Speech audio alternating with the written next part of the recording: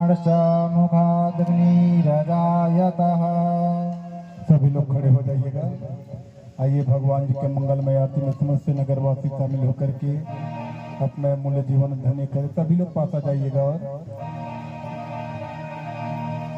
श्री भागवती भगवान की है आरती, पापियों को पापते हैं तारती। श्री भागवती भगवान की है आरती, पापियों को पापते हैं तारती।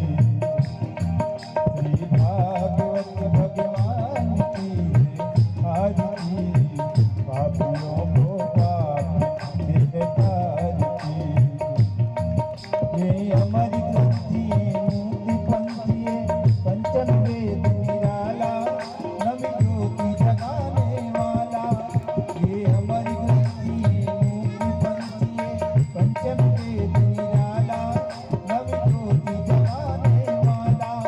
हरि नाम यही हरि नाम यही हरि नाम यही हरि नाम यही, ये जग मंगल की आरती, पापियों को पापते हैं तारती।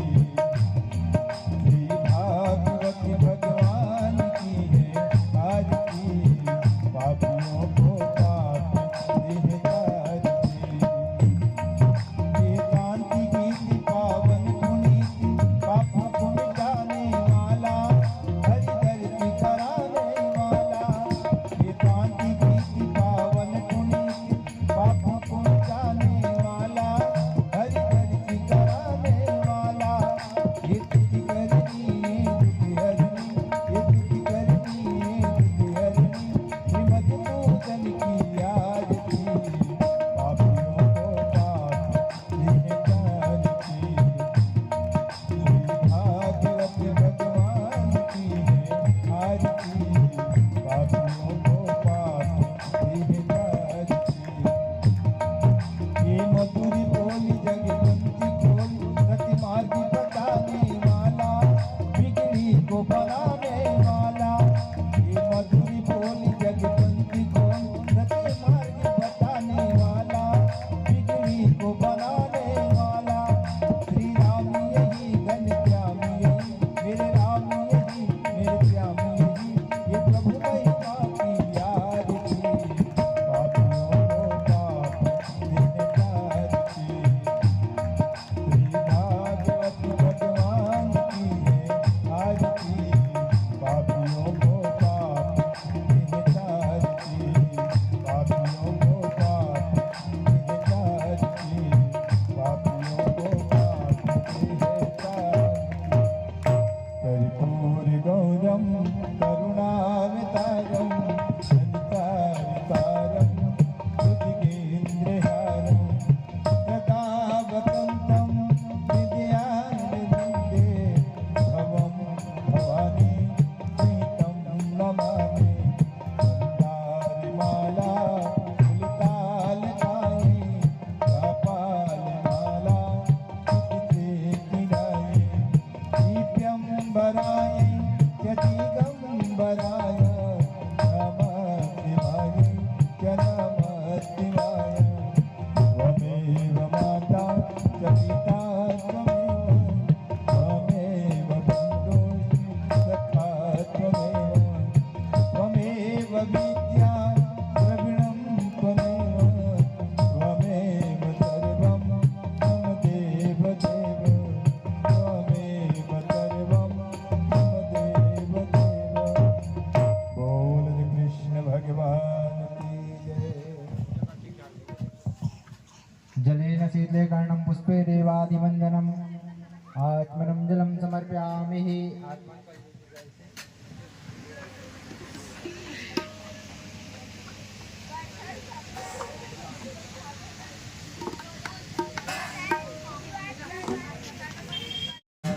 हरि ओम।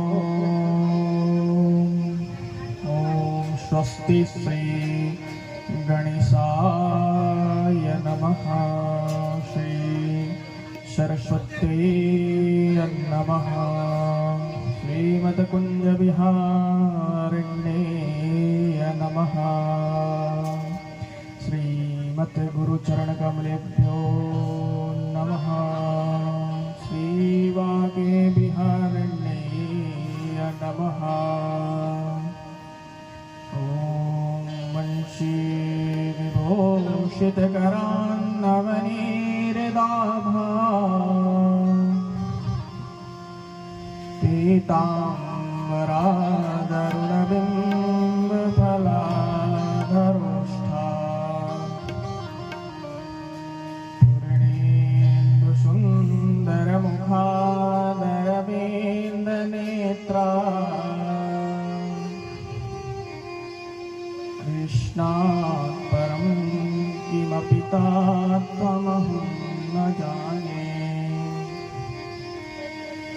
राधाकरावचितपल्लववल्लरिके राधापदाङ्गविलसन्मधुरस्थलीके राधा यशोरमत्तखगावलीके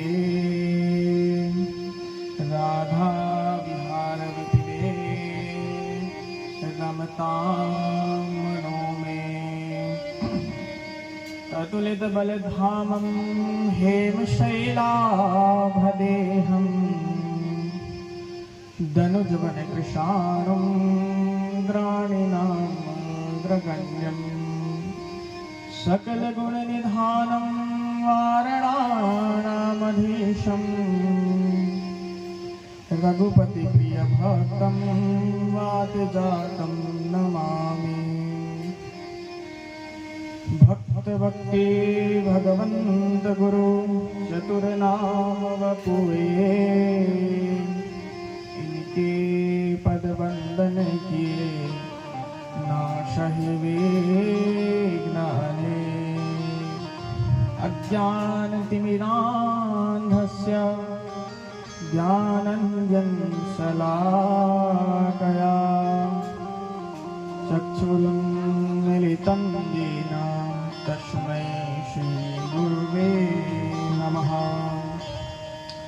नारायणं नमस्कृत्यं नरं चैव नरोत्तमं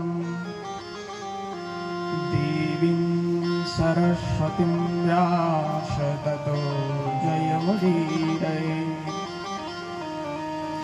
राधा मेरी माता है, पिता मेरे घनश्याम। इन दोनों के चरणन में मेरा कोटि कोटि प्रणाम।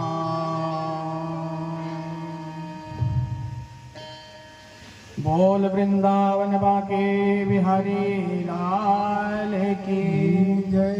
राधा वल्लभ लाल की जय।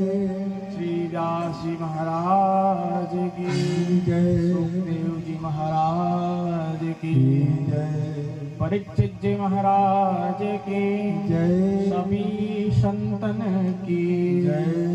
सभी विप्रन की अयोध्या नाथ की जय।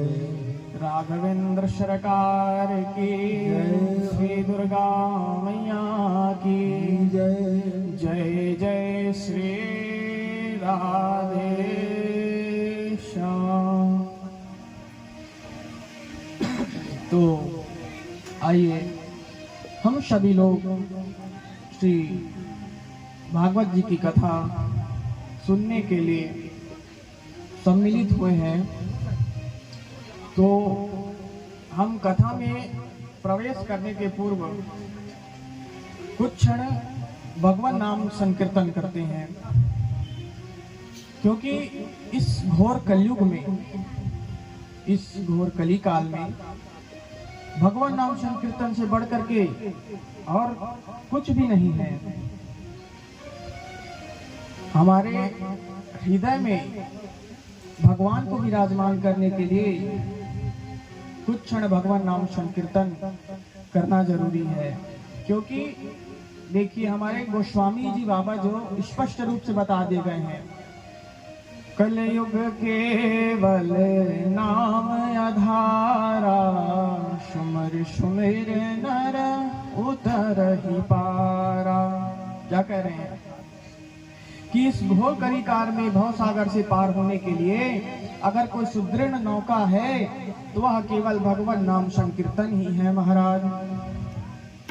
एक बार ऐसे ही नारद जी सभी जगह भ्रमण करते हुए भगवान के धाम वैकुंठ धाम भगवान विष्णु के पास पहुंचे और वहां जा करके भगवान विष्णु जी से पूछते हैं कि भगवान हमें इतने ग्रंथों का अध्ययन करते हो गया, इतने दिन हो गए पढ़ते हुए सभी ग्रंथों को, वेदों को, शास्त्रों को, पुराणों को, सभी को हमने पढ़ा है, किंतु हमें अभी तक यह पता नहीं चला कि आप स्वतः कहाँ विराजमान होते हैं।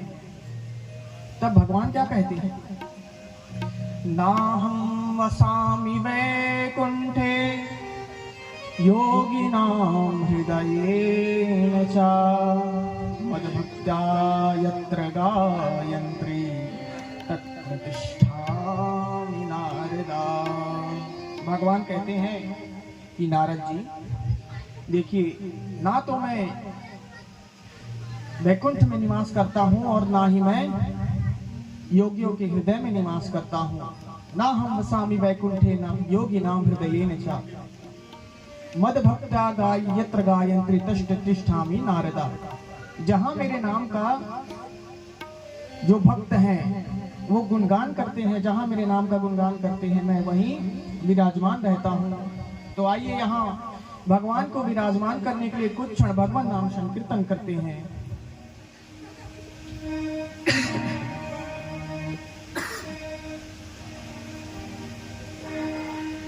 श्री कृष्ण गोविंद हरे मुरारे, हे नाथ नारायण वासुदेव।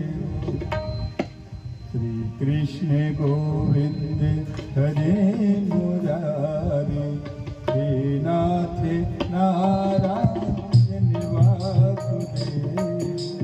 श्री कृष्ण गोविंद हरे मुरारे, हे नाथ नारायण वासुदेव।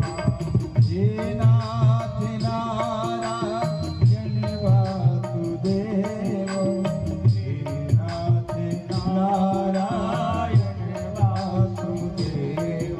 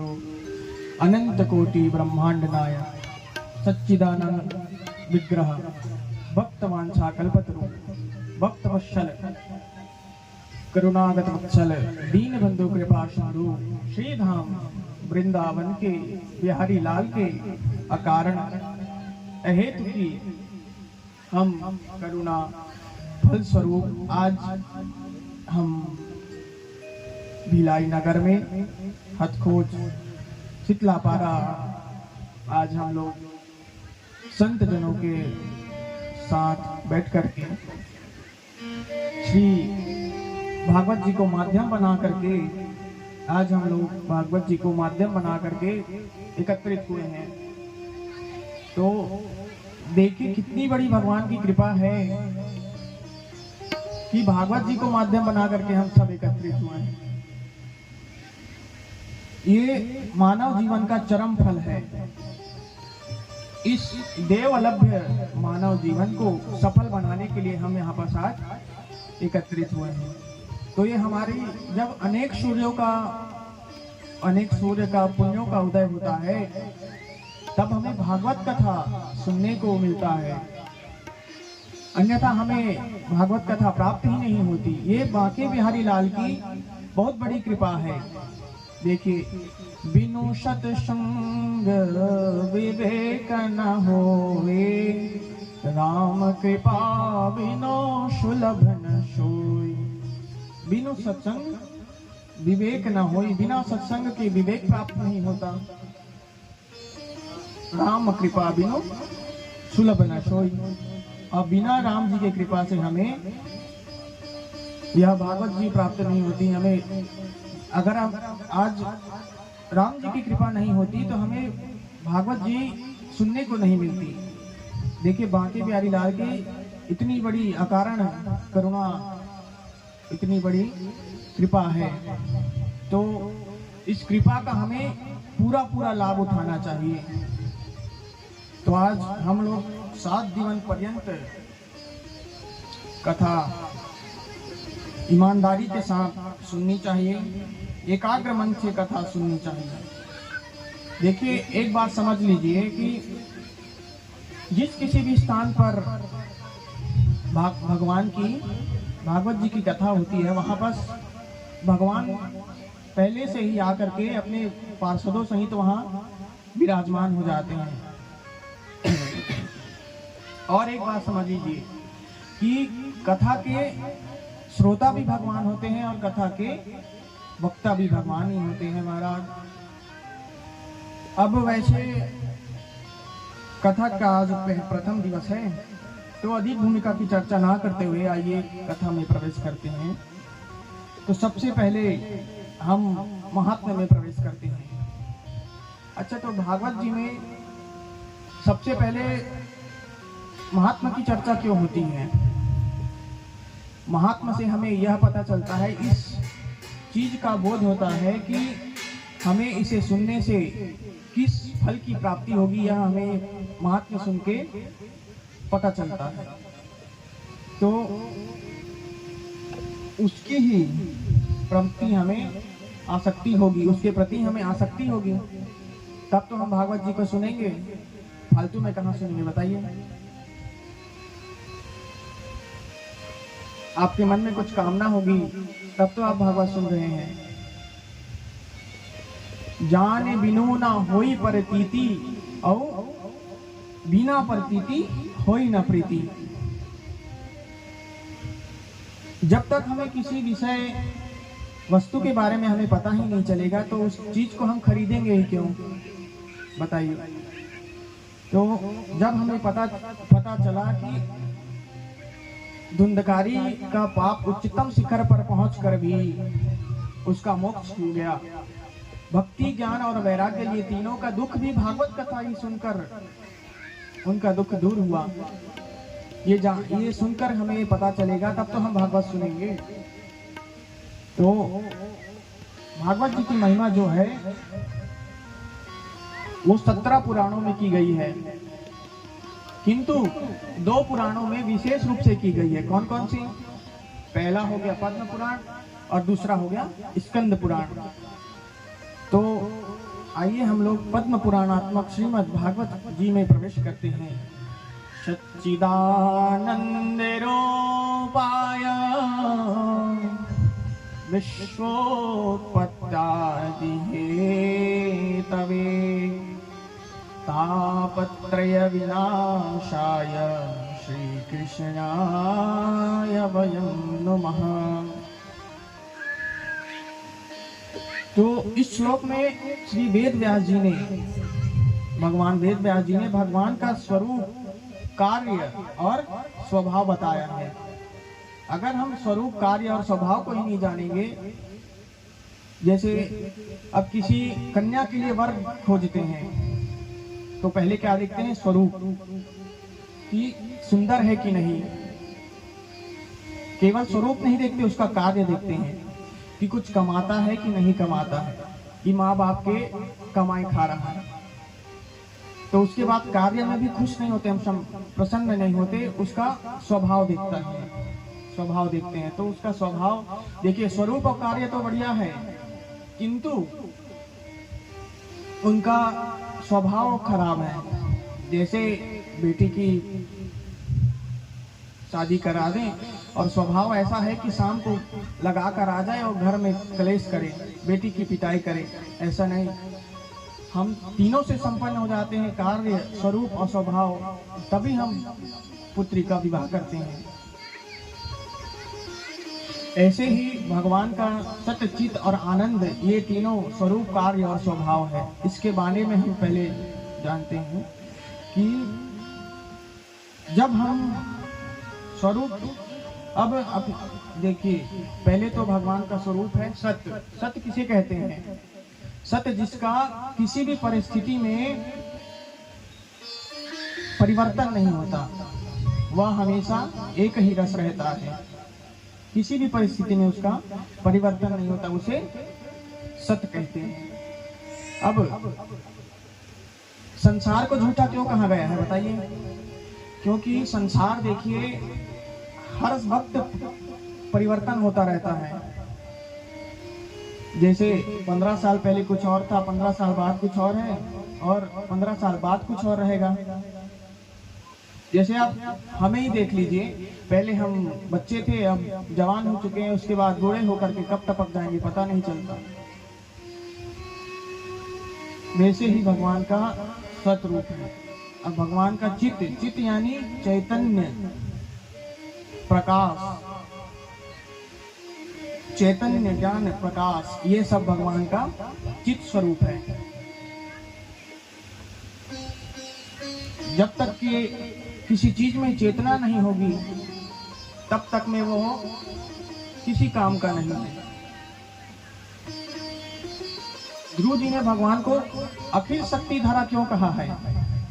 क्योंकि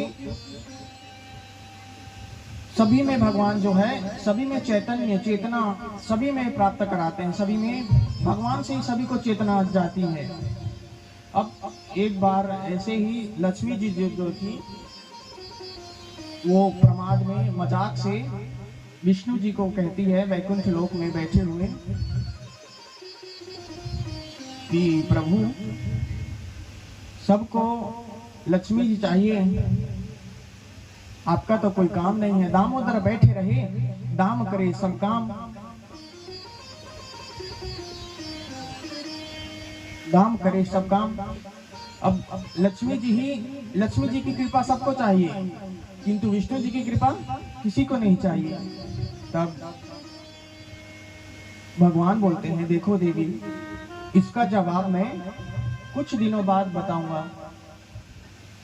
तब कुछ दिन बाद पृथ्वी लोक में एक सौ यानी जानते मुर्दा को लेकर के राम नाम शब्द बोलते हुए लेकर के जा रहे थे। अब जब भगवान बोले कि देवी इन पर आप कृपा दिखाइए, तब लक्ष्मी जी ने उसी समय, तत्काल उसी समय उन्होंने स्वर्ण की वर्षा करवा दी, सिक्कों की वर्षा करवा, सोने के सिक्कों की वर्षा करवा दी। किंतु वह सौ तो सोया रहा, उठा नहीं। तब भगवान विष्णु कहते हैं कि माते आप देख रही हैं ये क्या हो रहा है। सभी तो उठा रहे हैं, किंतु वो शव क्यों नहीं उठा, वो मुर्दा क्यों नहीं उठा। तब लक्ष्मी जी कहती हैं कि उसमें तो प्रभु चेतना ही नहीं है, तो वो कहां से उठेगा। तब भगवान कहते हैं कि जहां चेतना है वहां आपका मोल है, अन्यथा वहां भी आपका मोल नहीं है। ये भगवान का चित स्वरूप है। अब तीसरा क्या है, आनंद। आनंद कैसे, आनंद भगवान का तीसरा स्वरूप है। आनंद ये नहीं कि एसी में सोए हुए हो, डल्लप के गद्दे में सोए, ये आनंद नहीं है। एसी में विश्राम कर रहे हैं और आनंद ले रहे हैं, और आपके पास बहुत संपत्ति है, ये आनंद नहीं है। आनंद तो ये ऐसा है कि देखिए, गूंगे व्यक्ति को आप गुड़ खिला दें तो बता नहीं पाएगा, किंतु व्यक्त नहीं कर पाएगा, किंतु उसे प्रसन्नता होगी। ऐसे ही आनंद है, आनंद का स्वरूप, ये भगवान का तीसरा स्वरूप आनंद है। जो आनंद सिंधु सुख राशि, शिखर ते त्रैलोक सुपाशी। उन्हीं आनंद सिंधु के एक एक बूंद से यह सृष्टि चल रही है। अब भगवान का कार्य भी देख लेते हैं। भगवान का कार्य भी बड़ा दिव्य है। कैसा भगवान का कार्य है, पहला तो है कि ब्रह्मा जी के रूप में सृष्टि की रचना करते हैं और विष्णु जी के रूप में पालन करते हैं, और शिव जी के रूप में संहार कर देते हैं। यह भगवान का कार्य। अस्वभाव कहूं सुनहु न देखहु। भगवान के जैसा स्वभाव ना ही आज तक कहीं देखा है और ना ही कहीं सुना है। अब भगवान का जैसा स्वभाव कहीं नहीं सुना, ना ही कहीं देखे हैं। आप लोग देखे हैं क्या, बताइए। अब जो ईमानदारी से भगवान के चरणों में समर्पित हो जाते हैं, समर्पित कर देते हैं, वो ही मोक्ष हो जाते हैं। अब भगवान, ये जो तीन ताप होते हैं, दैविक और भौतिक, ये तीन ताप होते हैं। इस तीनों ताप में तो भगवान राम जी के समय पर ये तीनों ताप किसी को नहीं सताते थे। दैहिक दैविक भौतिक तापा, राम राज्य कहूं स्वप्न में भी नहीं व्यापा। ये तीनों ताप जो थे राम जी के राज्य में, किसी को स्वप्न में भी नहीं सताते थे। अच्छा, तो ये दैहिक और दैविक और भौतिक ताप क्या है जानते हैं? ये दैहिक ताप होता है जो हमें शरीर से प्राप्त होता है, जैसे सर्दी, खांसी, जुखाम, बुखार आदि इत्यादि जितने भी शरीर से प्राप्त होते हैं, ये दैहिक ताप होते हैं। और दैविक ताप का जो हमें देवताओं से प्राप्त होते हैं, जैसे भूस्खलन, ओलावृष्टि इत्यादि इत्यादि जो भी प्राप्त होते हैं, वो ये दैविक ताप में आते हैं। और भौतिक ताप मतलब जो हमें किसी वस्तु से प्राप्त होती है, जैसे एक्सीडेंट होना, कहीं गिर जाना इत्यादि, ये सब भौतिक ताप में आते हैं। किंतु ये तीनों जो ताप थे वो राम जी के राज्य में किसी को नहीं सताते थे, स्वप्न में भी नहीं सताते थे। सामने में किसी बात छोड़िए, स्वप्न में भी नहीं सताते थे। अब आइए कृष्ण जी के चरणों में प्रणाम करके आगे बढ़ते हैं। देखिए, अगर कोई विशेष बात हो तो उसे मामूली व्यक्ति बताता है तो उसका कोई मोल नहीं रहता, और कोई सामान्य बात को भी अगर कोई विशेष व्यक्ति कह दे तो उसका बहुत मोल होता है, बहुत सम्मान होता है। तो सबसे पहले हम सुखदेव जी के बारे में जानते हैं। यम प्रव्रजन्तमनुपेतमपेत कृत्यं द्वैपायनो विरह कातरया जुहा पुत्र तन्मयतया तरवो विनेन्दो तं सर्वभूतमणिमानतोऽस्मि। सुखदेव जी 16 वर्ष के थे। जन्म लेने के बाद 16 वर्ष के होने के बाद में वह बिना जात कर्म यज्ञोपवीत आदि कराए बिना वह वन की ओर चल पड़े। और वन की ओर जब गए तब उनके पीछे पीछे उनके पिता जो थे विरह में कातर होकर के दुख में होकर के उनके पीछे पीछे पुत्र पुत्र ऐसा कह करके उनके पीछे दौड़ने लगे। अब उनके पीछे दौड़ते हुए जब जा रहे थे तो सुखदेव जी ने देखा कि पीछे पिताजी आ रहे हैं। तब सुखदेव जी जो थे वो वृक्षों के माध्यम से अपने पिताजी को समझाए कि देखिए पिताजी, ये वृक्ष है और इनकी जो जड़ है और जो फल है वो भी इनके ही पुत्र है, किंतु ये भी छोड़ करके उन्हें चले जाते हैं तो उन्हें दुख नहीं होता क्या? तब व्यास जी को बोध हो गया और अपने वह बद्रिका आश्रम में लौट गए। और सुखदेव जी महाराज वन की ओर चले गए। बोलिए सुखदेव जी महाराज की जय। आइए हम लोग परम पावन नैमिषारण्य की भूमि पर चलते हैं। नैमिषे सुतमासीना अबेवाद्य महामतिं कथामृतर्षस्वाद कुशलाश्वानको ब्रवीत। क्या कह रहे हैं? नैमिषे सुतमासीना, एक बार 88,000 शौनक आदि सभी ऋषि सत्यलोक यानी ब्रह्मा जी के पास गए। और ब्रह्मा जी के पास जाने के बाद उनके पास बोले कि हम एक नया सत्र चालू करना चाहते हैं, तो आप ही कोई स्थान बताइए, क्योंकि इस पृथ्वी लोक में तो जो कलयुग है, कलिकाल है, यह धीरे धीरे अपना जगह जमा रहा है। तब ब्रह्मा जी बोले, ब्रह्मा जी जो थे वह मनोचक्र प्रकट किए और बोले कि ये चक्र जहां भी जाकर के गिरेगा वहां तुम अपना सत्र चालू कर देना। तब यह जो चक्र है वह घूमते घूमते घूमते अरण्य, सीतापुर जिले के अरण्य यानी कि वन में जाकर के गिरा। वहां से फिर सभी ऋषियों ने नया सत्र प्रारंभ किया। अब और उसे चक्र तीर्थ भी कहते हैं।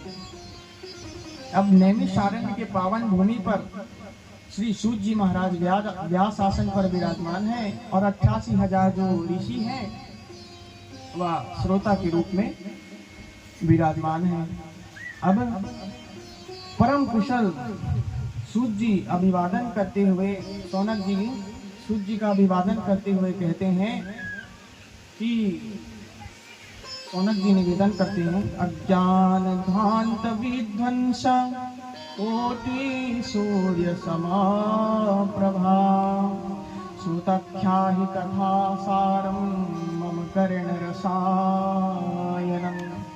सूत जी कह रहे हैं, शौनक जी कह रहे हैं सूत जी से कि हे सूत जी, आप करोड़ों सूर्य के समान अंधकार को नष्ट करने वाले वक्ता हैं, तो हमें ऐसी कथा सुनाइए जो हमारे कानों के लिए रसायन हो, कानों के लिए अच्छी हो। तब सूत जी महाराज कहते हैं कि ऐसी कथा तो मैं सुना दूंगा। तब शौनक जी कहते हैं कि जब तप नियम व्रत आदि इन सभी का बहुत ही कथा सुनी है, किंतु अब हम कथा का सार तत्व सुनना चाहते हैं। तब शिव जी कहते हैं कि अस्वभाव कहूँ सुनहूँ न देखहूँ, सत हरि भजन जगत सब सपन हूँ। भगवान शिव जी देखिए, भगवान भूत भावन शंकर जी बोल रहे हैं कि मैं अपना अनुभव बता रहा हूँ, केवल ऐसे ही कुछ भी नहीं बोल रहा, मैं अपना अनुभव बता रहा हूँ कि भगवान के भजन से बढ़कर के इस दुनिया में और कुछ भी चीज नहीं है, कुछ भी चीज नहीं है। तब सोनक जी कहते हैं कि ये वैष्णव जन जो है वो क्या करती है, जिसमें इनका मन भगवान नहीं लगा रहता है। तब सूर्य जी कह रहे हैं निराशस्य मोहेश वैष्णवो क्रियते कथम। आप कृपा करके हमें ये बताइए। तब कहते हैं कि केवल वैष्णव जन जो है उन्हीं का मन भगवान में लगा हुआ है, और बाकी जो व्यक्ति हैं उनका उनकी जो प्रवृत्ति हो गई है वह आसुरी ही प्रवृत्ति हो गई है। भगवान का भजन कर लो बोलते हैं तो उनका सिर दर्द देने लग जाता है। ऐसे तो आजकल लोग हो गए हैं। जो लोग क्लेशों से आक्रांत है, बहुत दुखी हैं, उनकी शुद्धि कैसे हो यह सब सुनना चाहते हैं। तब भगवान कहते हैं चिंतालोक सुखम वंदे शूरद्रा सुखमाशम प्रयच्छति गुरु प्रीतो वैकुंठा प्रयच्छति। क्या कह रहे हैं कि काल व्याल मुखग्रास त्रास निर्णाशहे तवे श्रीमद्भागवतम शास्त्रम कलौकीरेण भाषितम।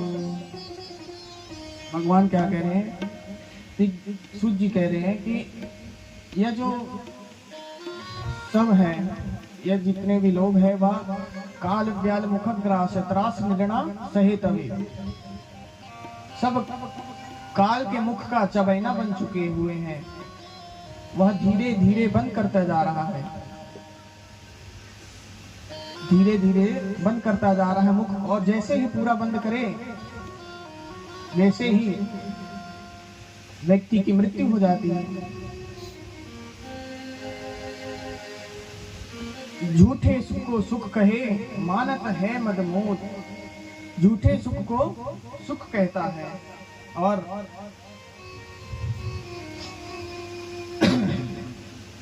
झूठे सुख को सुख कहता है और मजाक लेते रहता है। तो पता नहीं काल किसको कब चबैना बना करके खा जाए। इसलिए आप कभी भजन करना मत छोड़िए, भगवान का नाम संकीर्तन करना कभी मत छोड़िए, सत्कर्म करते रहिए। भगवान श्री कृष्ण गीता में कहते हैं कर्म कीजिए, फल की इच्छा मत कीजिए। जब अनंत जन्मों का समार्जित होता है तब हमें भागवत जी को सुनने को मिलता है। अब सूत जी सभा में बैठे हुए हैं, मध्य सभा में बैठे हुए हैं।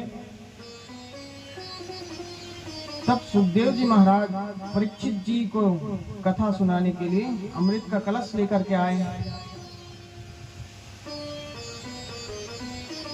सूत जी बता रहे हैं कि सुखदेव जी जब परीक्षित जी को कथा सुना रहे थे तो अमृत का कलश लेकर के देवता वहां आ गए।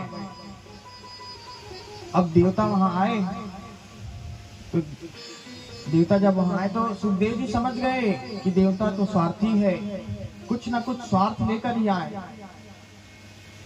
कुछ न कुछ स्वार्थ लेकर ही आए हैं। क्योंकि स्वार्थी व्यक्ति जब मीठी मीठी बात करने लग जाए तो आप जान लीजिए कि इसके पीछे कुछ ना कुछ गड़बड़ है, दाल में कुछ तो काला है। तब देवता आए अमृत का कलश लेकर के। तब सुखदेव जी पूछे कि आपका कैसे आना हुआ। तब देवता कहते हैं कि हमें जब पता चला कि परीक्षित जी को श्राप मिला है, 7 दिन में उनकी मृत्यु हो जाएगी, तो हम अमृत का कलश लेकर के परीक्षित जी को अमर करने के लिए आए हैं। तब सुखदेव जी परीक्षित जी की ओर दृष्टि घुमा करके देखते हैं कि इनको अमृत का लालच तो नहीं, मोह तो नहीं। तब परीक्षित जी सोच ही रहे थे कि कहाँ कहाँ इतनी बड़ी कथा चल रही थी, बीच में ये देवता आकर के टांग अड़ा दिए। तब सुखदेव जी महाराज को पता चल गया कि परीक्षित जी को तो लेस मात्र भी उनको मोह नहीं है, लालच नहीं है।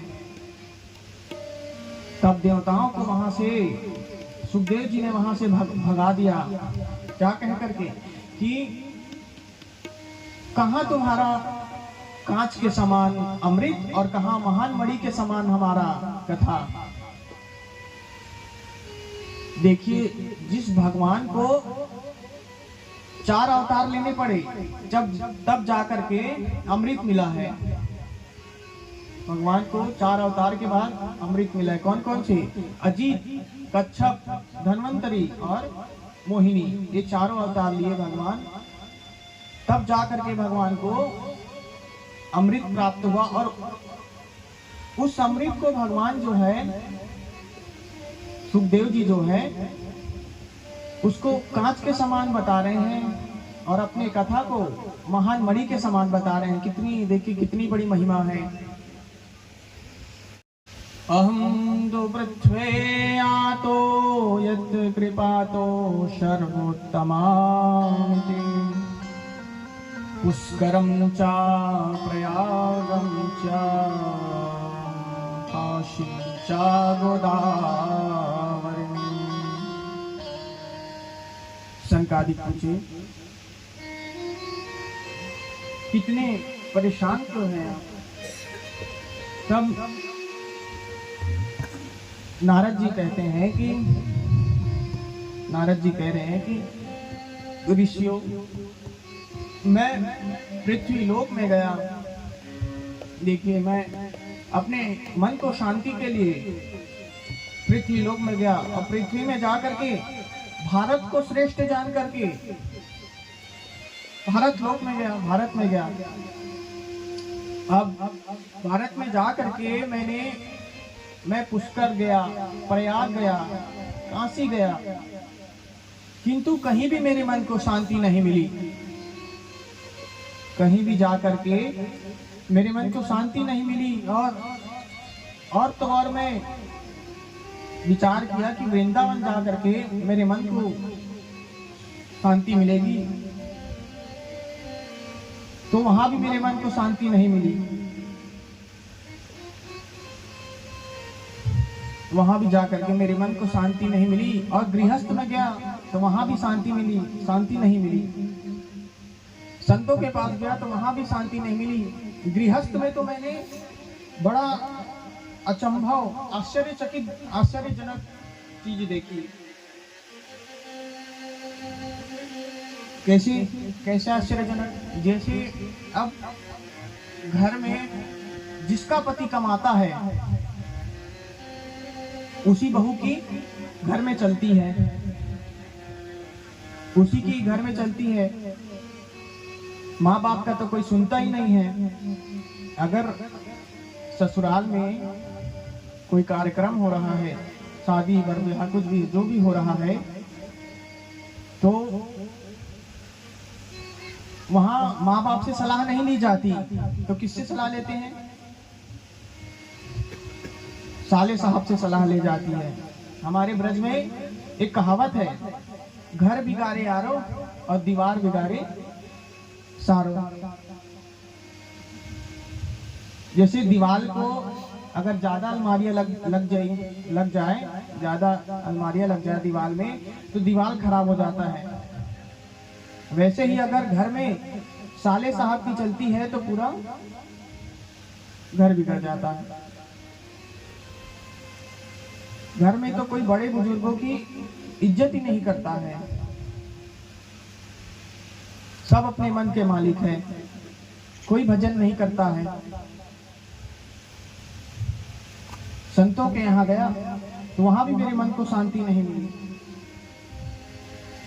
नारद जी कह रहे हैं कि संसार की ऐसी दुर्दशा देख करके मैंने सोचा है कि संसार श्रीधाम वृंदावन चलते हैं। तो वहां जाकर के तो मैंने एक आश्चर्यजनक और एक चीज देखी। क्या चीज? कि एक मैया थी, तरुणी मैया थी। तरुणी यानी जवान मैया थी। वहाँ उनके आजू बाजू में दोनों साइड में दो वृद्ध पड़े हुए थे, लेटे हुए थे।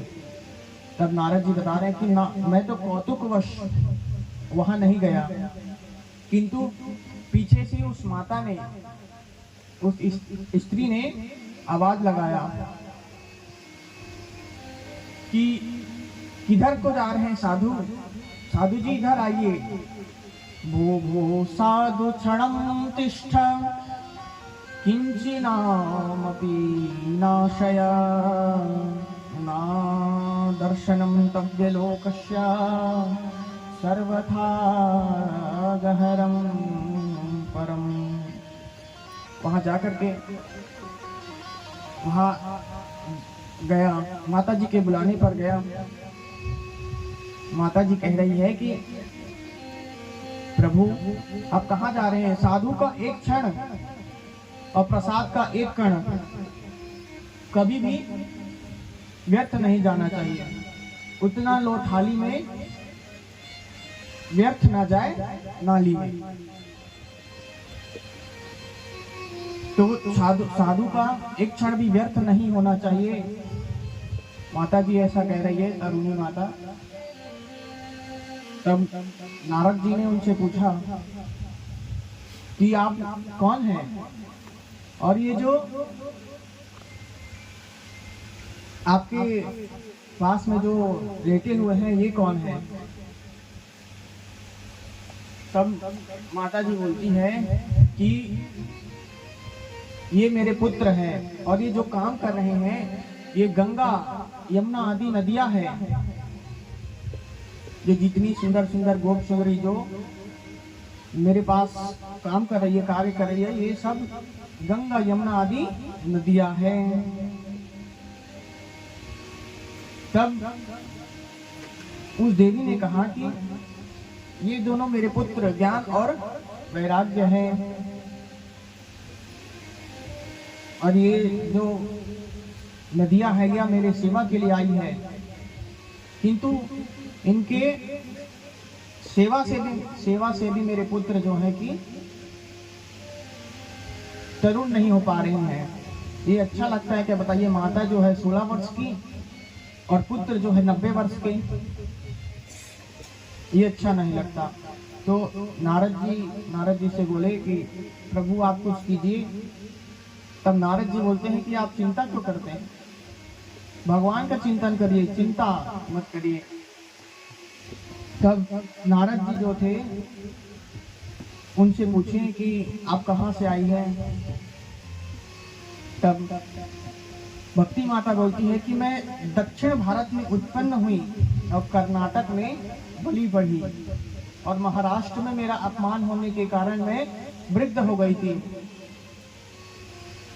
किंतु वृंदावन आई तो यहाँ भक्ति बहुत है, इसलिए मैं तरुणी हो गई। किंतु मेरे पुत्र ये दोनों ज्ञान और वैराग्य है, ये दोनों वृद्ध के वृद्ध ही है, इनको यहाँ सम्मान नहीं मिला। अब गुजरात में पहले ऐसी स्थिति थी कि नरसिंह मेहता जी से पहले ऐसी स्थिति थी कि किसी को वहां अगर चंदन या माला में देख लेते किसी को तो उसे इतना दौड़ाते जब तक वहां से भाग ना जाए, गुजरात से भाग ना जाए, तब तक उसका पीछा नहीं छोड़ते थे। और नरसिंह मेहता जी जब जन्म लिए उसके बाद से अगर कोई पाखंडी भी आकर के चंदन लगा लेता है तो उसकी वहां पूजा होती है। इसलिए भक्ति महारानी जो थी वह जवान हो गई, तरुणी हो गई, और ये दोनों जो थे इनका सम्मान न होने के कारण ये वृद्ध के वृद्ध रह गए। अब वृंदावन आकर मैं तो तरुणी हो गई, किंतु ये दोनों मेरे पुत्र हैं, वो वृद्ध के वृद्ध हैं, इनका आदर नहीं हुआ, सम्मान नहीं हुआ। तब नारद जी, तब भक्ति महारानी कहती है कि अब मैं यहाँ नहीं रहूंगी, मैं यहाँ चली जाऊंगी। तब भक्ति महारानी को ऐसी वाणी सुन करके नारद जी कहते हैं कि आप यहाँ से चली जाएंगे तो यहाँ का मतलब ही नहीं रहेगा। जो बांके बिहारी जी है, राधा वल्लभ जी है, यमुना जी है, इनकी महिमा ही नहीं रहेंगी जब भक्ति जी नहीं रहेंगे तो। तब नारद जी कहते हैं कि आप चिंता मत कीजिए, भगवान आपका सभी कार्य सिद्ध करेंगे। देखो देवी, इसमें योग तपस्या सदाचार आदि सब ये कलयुग है, इसमें जो भी तपस्या व्रत आदि करता है वो ही यहाँ जीवित रहता है, भजन करता है भगवान का वो ही जीवित रहता है। और जो संत होते हैं,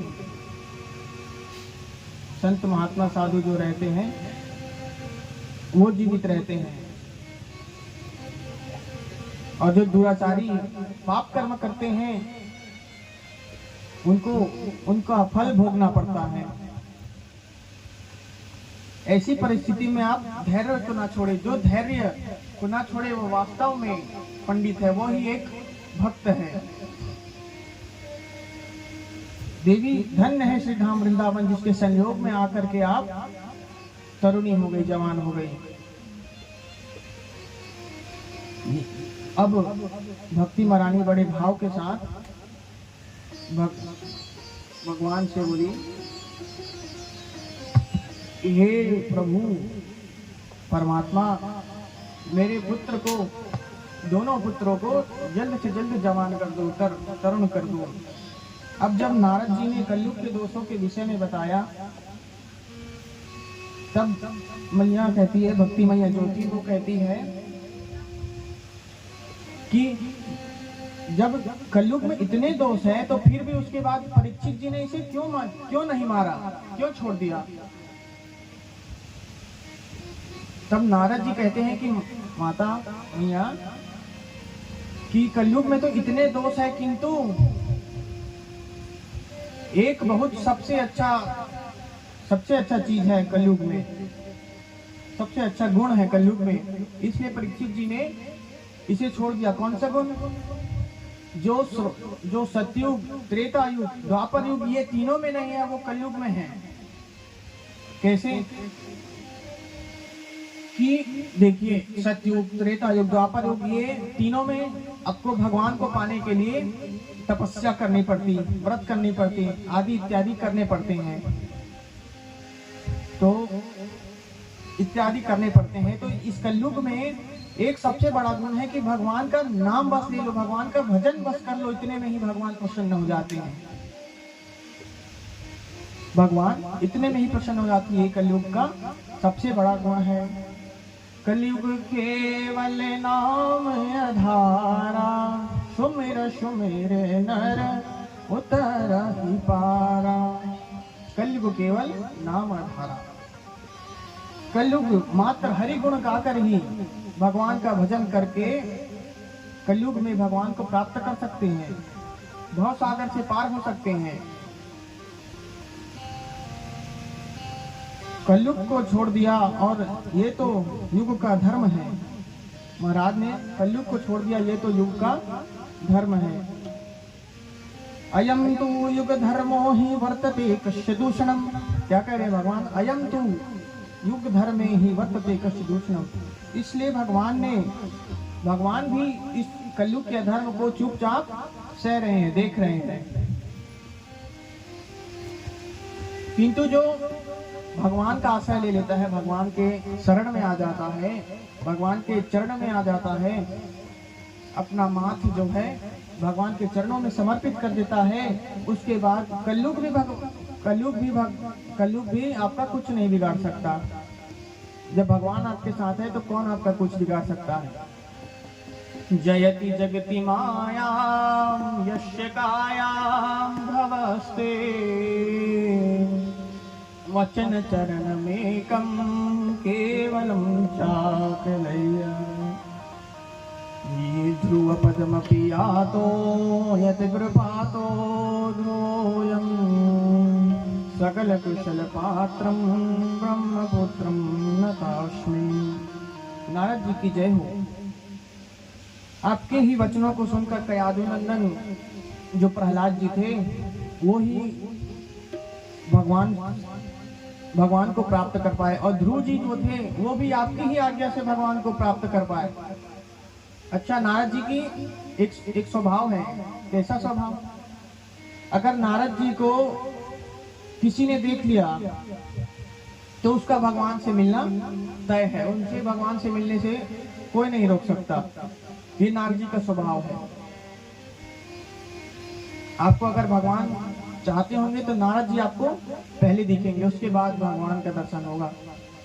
और नारद जी का एक और स्वभाव है, जिस घर में लड़ाई झगड़े होते रहते हैं, अगर उस घर में नारद जी का पैर रखा जाए, नारद जी अगर आ जाए तो वो लड़ाई झगड़ा जो होती रहती है वो बंद हो जाती है। और अगर जहाँ लड़ाई झगड़ा नहीं होता है, अगर नारद जी का वहाँ चरण पड़ गया तो वहाँ फिर लड़ाई होती रहेगी महाराज। ये नारद जी का स्वभाव है। अब नारद जी जो थे वो ज्ञान और वैराग्य को तरुण करने के लिए वेद वेदांत शास्त्र पुराण इत्यादि सभी सुनाए, किंतु उसके बाद भी वो दोनों नहीं उठे, तरुण नहीं हुए। थोड़ा सा भी उनमें चेतना नहीं आई। अब नारद जी बहुत उदास हो गए। तब भक्ति मैया को कहते हैं कि आप चिंता मत कीजिए, भगवान आपका कार्य सिद्ध करेंगे। और भगवान का नाम गुणगान करने लग गए, भगवान को याद करने लग गए।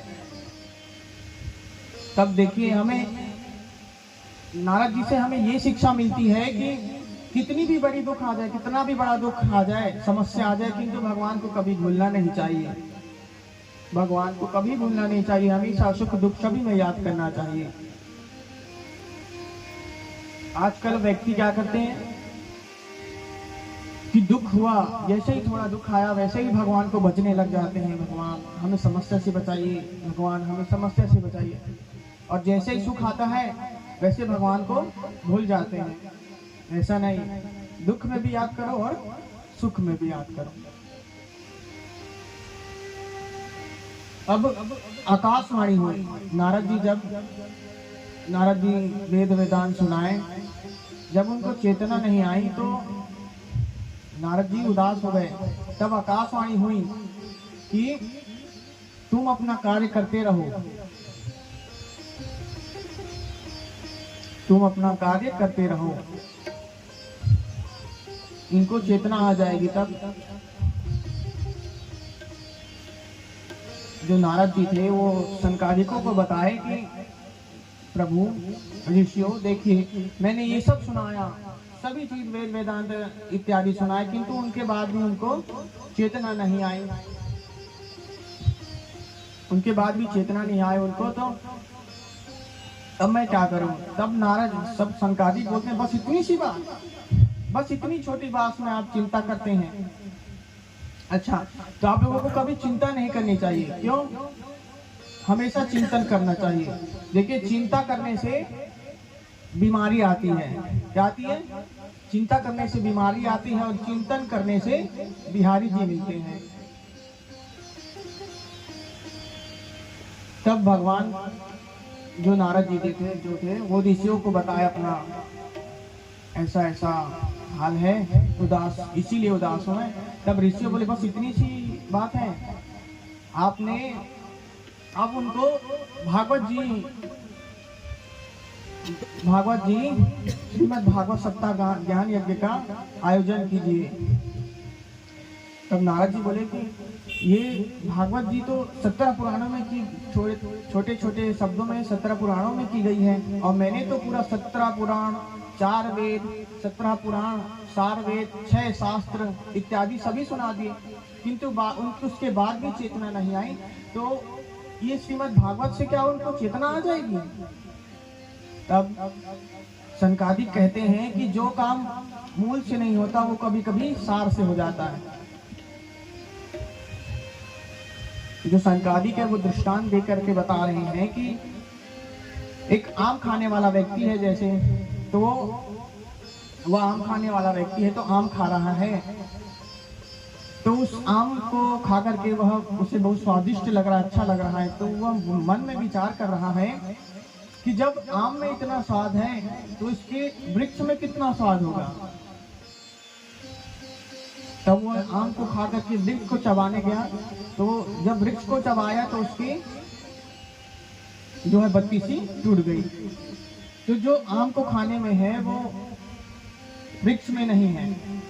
और दूसरा दृष्टांत क्या बता रहे हैं कि हलवाई जो है, हलवाई रहता है, वो गुलाब जामुन बना रहा है, तब खोवा को डाला है, तो खोवा को डालने के पश्चात में उसने विचार किया कि शक्कर जो है, शक्कर डालने वाला था, तो उसी समय वह विचार करता है कि ये शक्कर है तो इसकी जगह में अगर मैं गन्ने को डाल दूं तो क्या होगा, शक्कर भी तो गन्ने से ही बनता है, शक्कर बनाने का झंझट कौन करे, सीधा गन्ने को ही डाल देता हूँ। तो उसने सीधा शक्कर में खोआ में गन्ने को ही डाल दिया, तो वह गुलाब जामुन बनने के अलावा खराब भले हो जाएगा किंतु गुलाब जामुन नहीं बनेगी।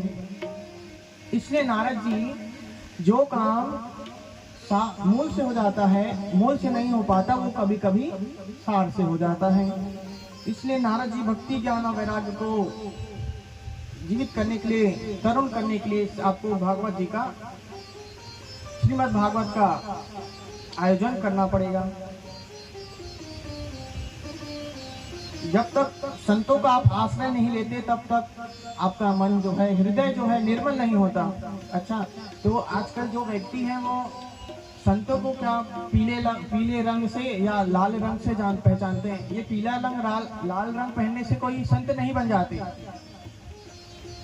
संत तो वो है जो केवल सतमार्ग बताए, सही काम बताए, भगवान से मिलाए, वो है संत। और साधु कौन है? बुरे काम साधे वो साधु। जब तक आपका हृदय निर्मल नहीं होगा तब तक भगवान आपके हृदय में विराजमान नहीं होंगे। अब एक बार क्या था कि भाग्योदयेन बहुजन्म समर्जितेन शम संगम चलब से पुरुषयादो जत कृपातो महामदो। अब एक बुढ़े बाबा थे, अब एक जगह शादी हो रही थी, तो वहाँ शादी हो रही थी, तो एक बस था, उसमें सभी जवान व्यक्ति, अब बारात जाने के लिए हुआ, दूल्हे का, लड़के का शादी था, दूल्हे का शादी था, तो सब जवान व्यक्ति जो है, तरुण व्यक्ति सब बारात जाने के लिए तैयार हुए, और उन्होंने कह दिया था कि किसी को, बुढ़े को, किसी भी वृद्ध को नहीं ले जाएंगे। तो सब वृद्ध जो थे वो चिल्ला रहे थे, किसी न किसी वृद्ध को, एक को जाना चाहिए, क्योंकि सभी तरुण व्यक्ति को नियम नहीं मालूम होता है। वो बोलते ना, ओल्ड इज गोल्ड, पुराने व्यक्ति जो रहते हैं वही सब जानते हैं, और आजकल के व्यक्ति कुछ नहीं जानते। तो बुढ़े बाबा को ले जाने से मना कर दिए। लगभग 12-13 लोग थे, लोग वृद्ध लोग, उनको ले जाने से मना कर दिए। तब एक बस में आकर के सभी तरुण व्यक्ति, जो जवान व्यक्ति थे, सभी भरा आ गए बस में, किंतु एक बुढ़े बाबा जो थे वो छुप करके पीछे के सीट में बैठ गए। उनको किसी ने नहीं देखा। अब वो जा करके बारात में जा करके वहां चले गए। अब जब उतरे तो उनको सब चिल्लाने लगे, तो आप कहाँ से आ गए, आपको तो लाना ही नहीं था। तब वहां जाकर के उनको पीछे रखा गया, आप पीछे रहिए, किसी के आगे नहीं रहिए, सबसे पीछे रहिए। आप सबसे पीछे थे वो। तो उसके बाद में अब आगे गए, तब वहां जो दुल्हन की माता जो थी, उन्होंने कहा, उन्होंने मन में विचार किया, ये सब जवान जवान सब आए हैं, तरुण तरुण सब आए हैं, इनको कुछ नया नियम बताना चाहिए। तब इन्होंने नियम क्या बताया जानते हैं? इन्होंने नियम बताया कि हमारे यहाँ सबसे पहला नियम है कि जो बाराती आते हैं वो नदी में जो पानी है उसे खाली करके दूध भरते हैं। ये नियम उन्होंने बताया। तब ये नियम तो हमें मालूम ही नहीं था। ऐसे मन में विचार करके सब लोग ऐसे बोल करके सब लोग साइड हो गए, सब लोग एक जगह एकत्रित हो गए। तब बूढ़े बाबा आए, उन्होंने दिमाग लगाया, ये जो 13 नियम बता रहे हैं इनको 13 जवाब मिलना चाहिए। तो उन्होंने कहा कि ये नदी का पानी खाली करके हम नदी में तो दूध हम भर देंगे, किंतु हमारे तरफ भी एक नियम है कि दुल्हन के माता पिता जो रहते हैं, दुल्हन के साइड से जो भी रहते हैं, उनको नदी खाली करनी पड़ेगी, उसके बाद हम दूध भर देंगे। ऐसा बुढ़े बाबा को ऐसे बुढ़े बाबा कहते हैं। तो नारद जी जो थे वो ऋषियों का ऋषियों अनंत जन्म का समार्जित होता है, तब हमें एक भागवत कथा सुनने को प्राप्त होती है। अब नारद जी जो थे वो भागवत जी का आयोजन किए। और आयोजन कहाँ बस किए? श्रृणु नारद वक्ष्यामो विनीनाम्रविनिवेकिने गंगद्वार समीपे तो तटमानंदनामकम्।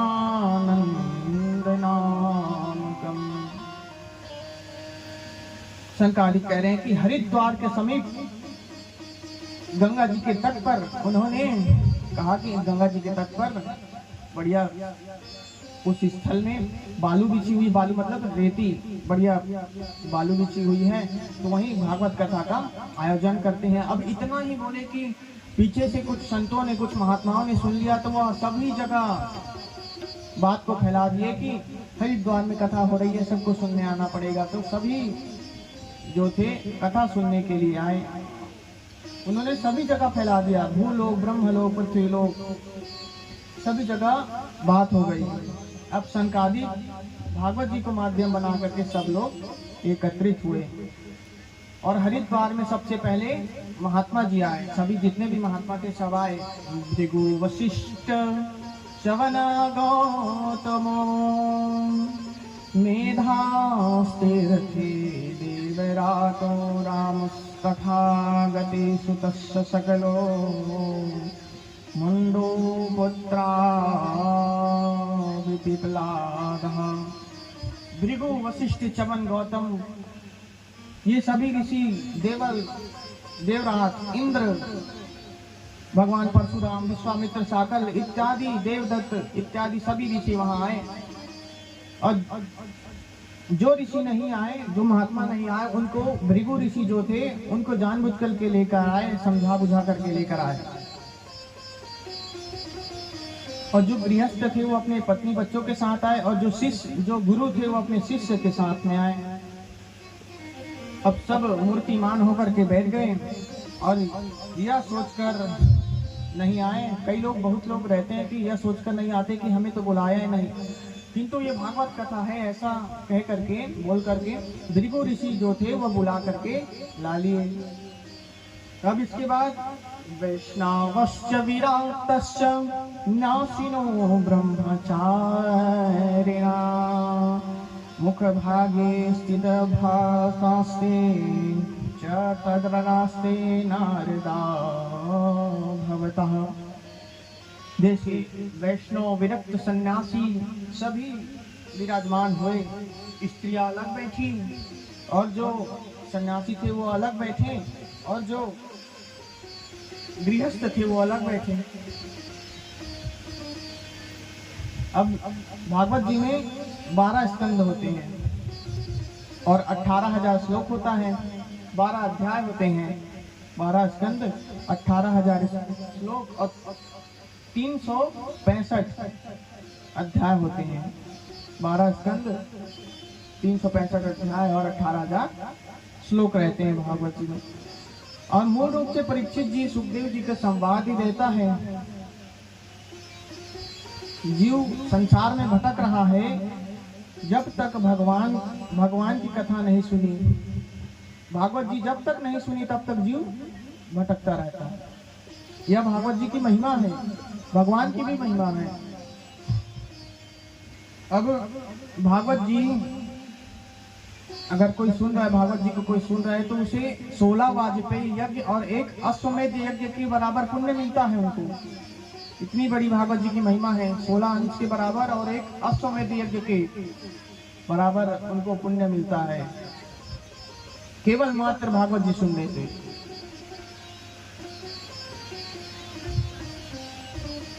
केवल मात्र भागवत जी सुनने से उनको यह मिलता है, ये पुण्य मिलता है। अब सनकादिक जो नारद जी की कथा को सुना रहे हैं कि जो भागवत जी की कथा को नहीं सुनता है वह सठ के समान है, चंडाल है, गधे के समान है।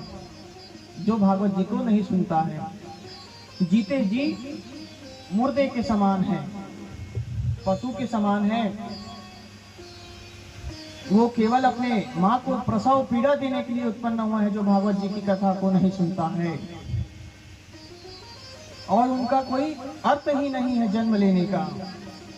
इसलिए कहते हैं जननी जने तो भक्त जने, कै दाता कैसो, नहीं तो जननी मांझ मरे, काहे गवाए। यदि माँ अपने पुत्र को जन्म देती है तो वो पुत्र दानी हो, शूरवीर हो, या तो भगवान का भक्त हो तब काम का है, नहीं तो वो जीते जी मुर्दे के समान है। वह अपनी सुंदरता को क्यों नष्ट करे? वह माता जो है वह बांझी रह जाए, अपना सुंदरता क्यों नष्ट करे? पुत्रवती वती जग सोई, रघुपति भक्ति जासु तशु होई। पुत्रवती माँ वही कहलाने के लायक है जिसका पुत्र भगवान का भक्त है। अब सूत जी बता रहे हैं कि सौनक जी, जिस समय भगवान धराधाम को छोड़ करके गए थे उस समय उद्धव जी वहां विराजमान थे। तो अभी संकादिक महात्मा की चर्चा कर ही रहे थे, महात्मा की चर्चा कर रहे हैं, संकादिक जो है महात्मा की चर्चा कर रहे हैं। उसी समय भक्ति महारानी जो है वह ज्ञान और वैराग्य के साथ बीच में प्रकट हुई। हरे कृष्णा हरे राम करते हुए बीच में प्रकट हुई, नाचते हुए। सब आश्चर्यचकित हो गए कि यह महिला, यह स्त्री कहां से आ गई। तब सभी आश्चर्यचकित हो गए। तब संकादिक जो कथावाचक थे, जो व्यास जी थे बैठे हुए थे वहां, वो बताए कि आप आश्चर्यचकित मत होइए, यह जो महिला है यह कोई मामूली नहीं है, यह स्वयं भक्ति महारानी है, जो कथा के प्रभाव से तरुण होकर के अपने पुत्रों के साथ तरुण होकर के यहाँ नाच रही है। तो आइए हम लोग भी भक्ति महारानी के साथ कुछ क्षण भक्ति महारानी के साथ भी गाते हैं। राधे गोविंदा मन भजले हरि का प्यारा नाम, राधे गोविंदा मन भजले हरि का प्यारा नाम, राधे गोविंदा मन भजले हरि का प्यारा नाम, राधे गोविंदा मन भजले हरि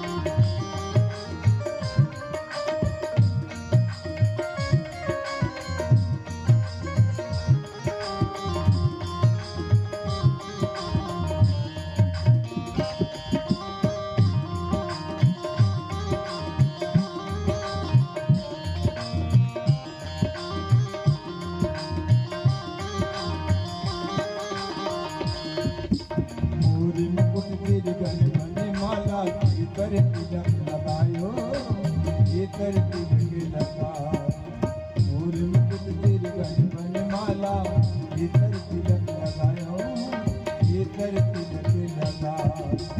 वृंदावन की कुंज गलिन में, ओ वृंदावन की कुंज गलिन, सबको नाच दिखायो, हाँ सबको नाच दिखायो। राधे गोविंदा मन भजले हरि का प्यारा नाम है। राधे गोविंदा मन भजले हरि का प्यारा नाम है।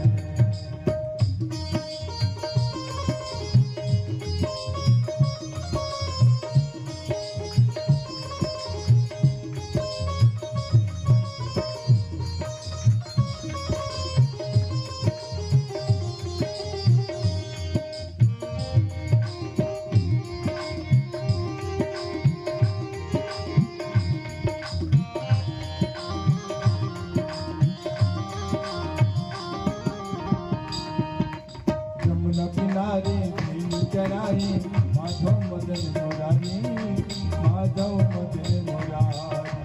यमुना किनारे भेलु चराए, माधव मदन मुरारी, माधव मदन मुरारी। मधुर मुरलिया श्याम बजावे, मधुर मुरलिया श्याम बजावे। हरिले कुंजकारी, हाँ हरिले कुंजकारी। राधे गोविंदा मन भजले हरि का प्यारा नाम है। राधे गोविंदा मन भजले हरि का प्यारा नाम है।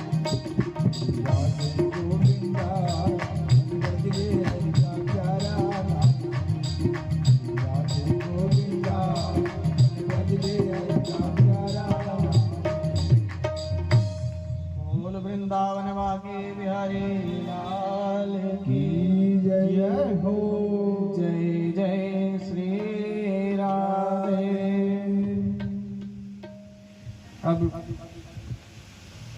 जब भक्ति मैया तरुणी होकर नाचने लगी तो सब आश्चर्यचकित होकर के देखे। तब महात्माओं ने भक्ति महारानी को देखा, सब आपस में तर्क वितर्क करने लग गए कि ये किधर से आ गई, इधर तो हमने जगह ही नहीं छोड़ी थी कहीं घुसने की।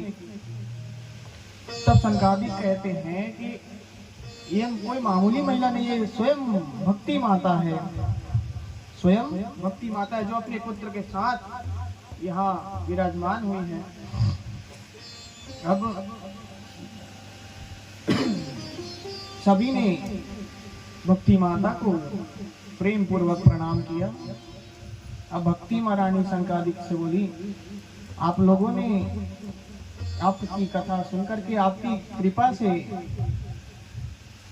कथा को सुनकर के हम तीनों जो है हष्ट पुष्ट हो गए, तरुण हो गए, जवान हो गए। आप कृपा करके बताइए कि हम लोग कहाँ विराजे। तब संकादिक जी बोले कि जो हरि का गुण गाता है, जो भगवान का भजन करता है, उन्हीं के हृदय में आप विराजिए। तो जो हमेशा हरि का गुण गाता है, भगवान का भजन करता है, उन्हीं के हृदय में भक्ति माता निवास करती है। सकल भुवनश्च मध्ये निर्भय शोक धन्वयो निवसति हृदयेशं श्री हरि कथामृता। त्रिभुवन में वह निर्धन होकर भी निर्धन नहीं है, जिसके पास भक्ति रूपी धन है। भक्ति रूपी धन है, वह निर्धन कभी नहीं हो सकता। अब सभी श्रोता जो थे भक्ति महारानी को देख करके सभी श्रोता उनको प्रणाम किए और भक्ति महारानी सभी श्रोताओं के हृदय में विराज करी। उनके सभी के श्रोताओं के हृदय में निवास की। अब आगे क्या हुआ कि वैष्णवा चित्ते सुदृष्ट्वा भक्ति तमलोक किम निज लोक परित्यज्य भगवान भक्त वत्सला। अब सभी वैष्णवों को हृदय को देख करके, सभी वैष्णवों को हृदय को देख करके कि भगवान भी अपने धाम को छोड़ करके कथा सुनने के लिए आए। बताइए, भगवान उन सभी अपने धाम को छोड़ करके इन जो वैष्णवों का कथा चल रहा था, संकादिक जो कथा सुना रहे थे, वहां भगवान अपने धाम को सुनकर छोड़ करके कथा सुनने के लिए आए। बोलिए भक्त वत्सल भगवान की जय हो। तब भगवान वहां आए और उनका स्वरूप है वनमाला धारण किए हुए हैं, पीताम्बर धारण किए हुए हैं। ठाकुर जी मनमोहर है, त्रिभंग ललित, यानी 3 जगह से टेढ़े हैं हमारे ठाकुर जी। कहाँ से? एक तो तेरे मुंह तीर से, पहला तो मुख तिरछा, दूसरा कमर तिरछा और तीसरा पैर तीर से। त्रिभंग ललित है, 3 जगह से तिरछे हुए हैं हमारे ठाकुर जी।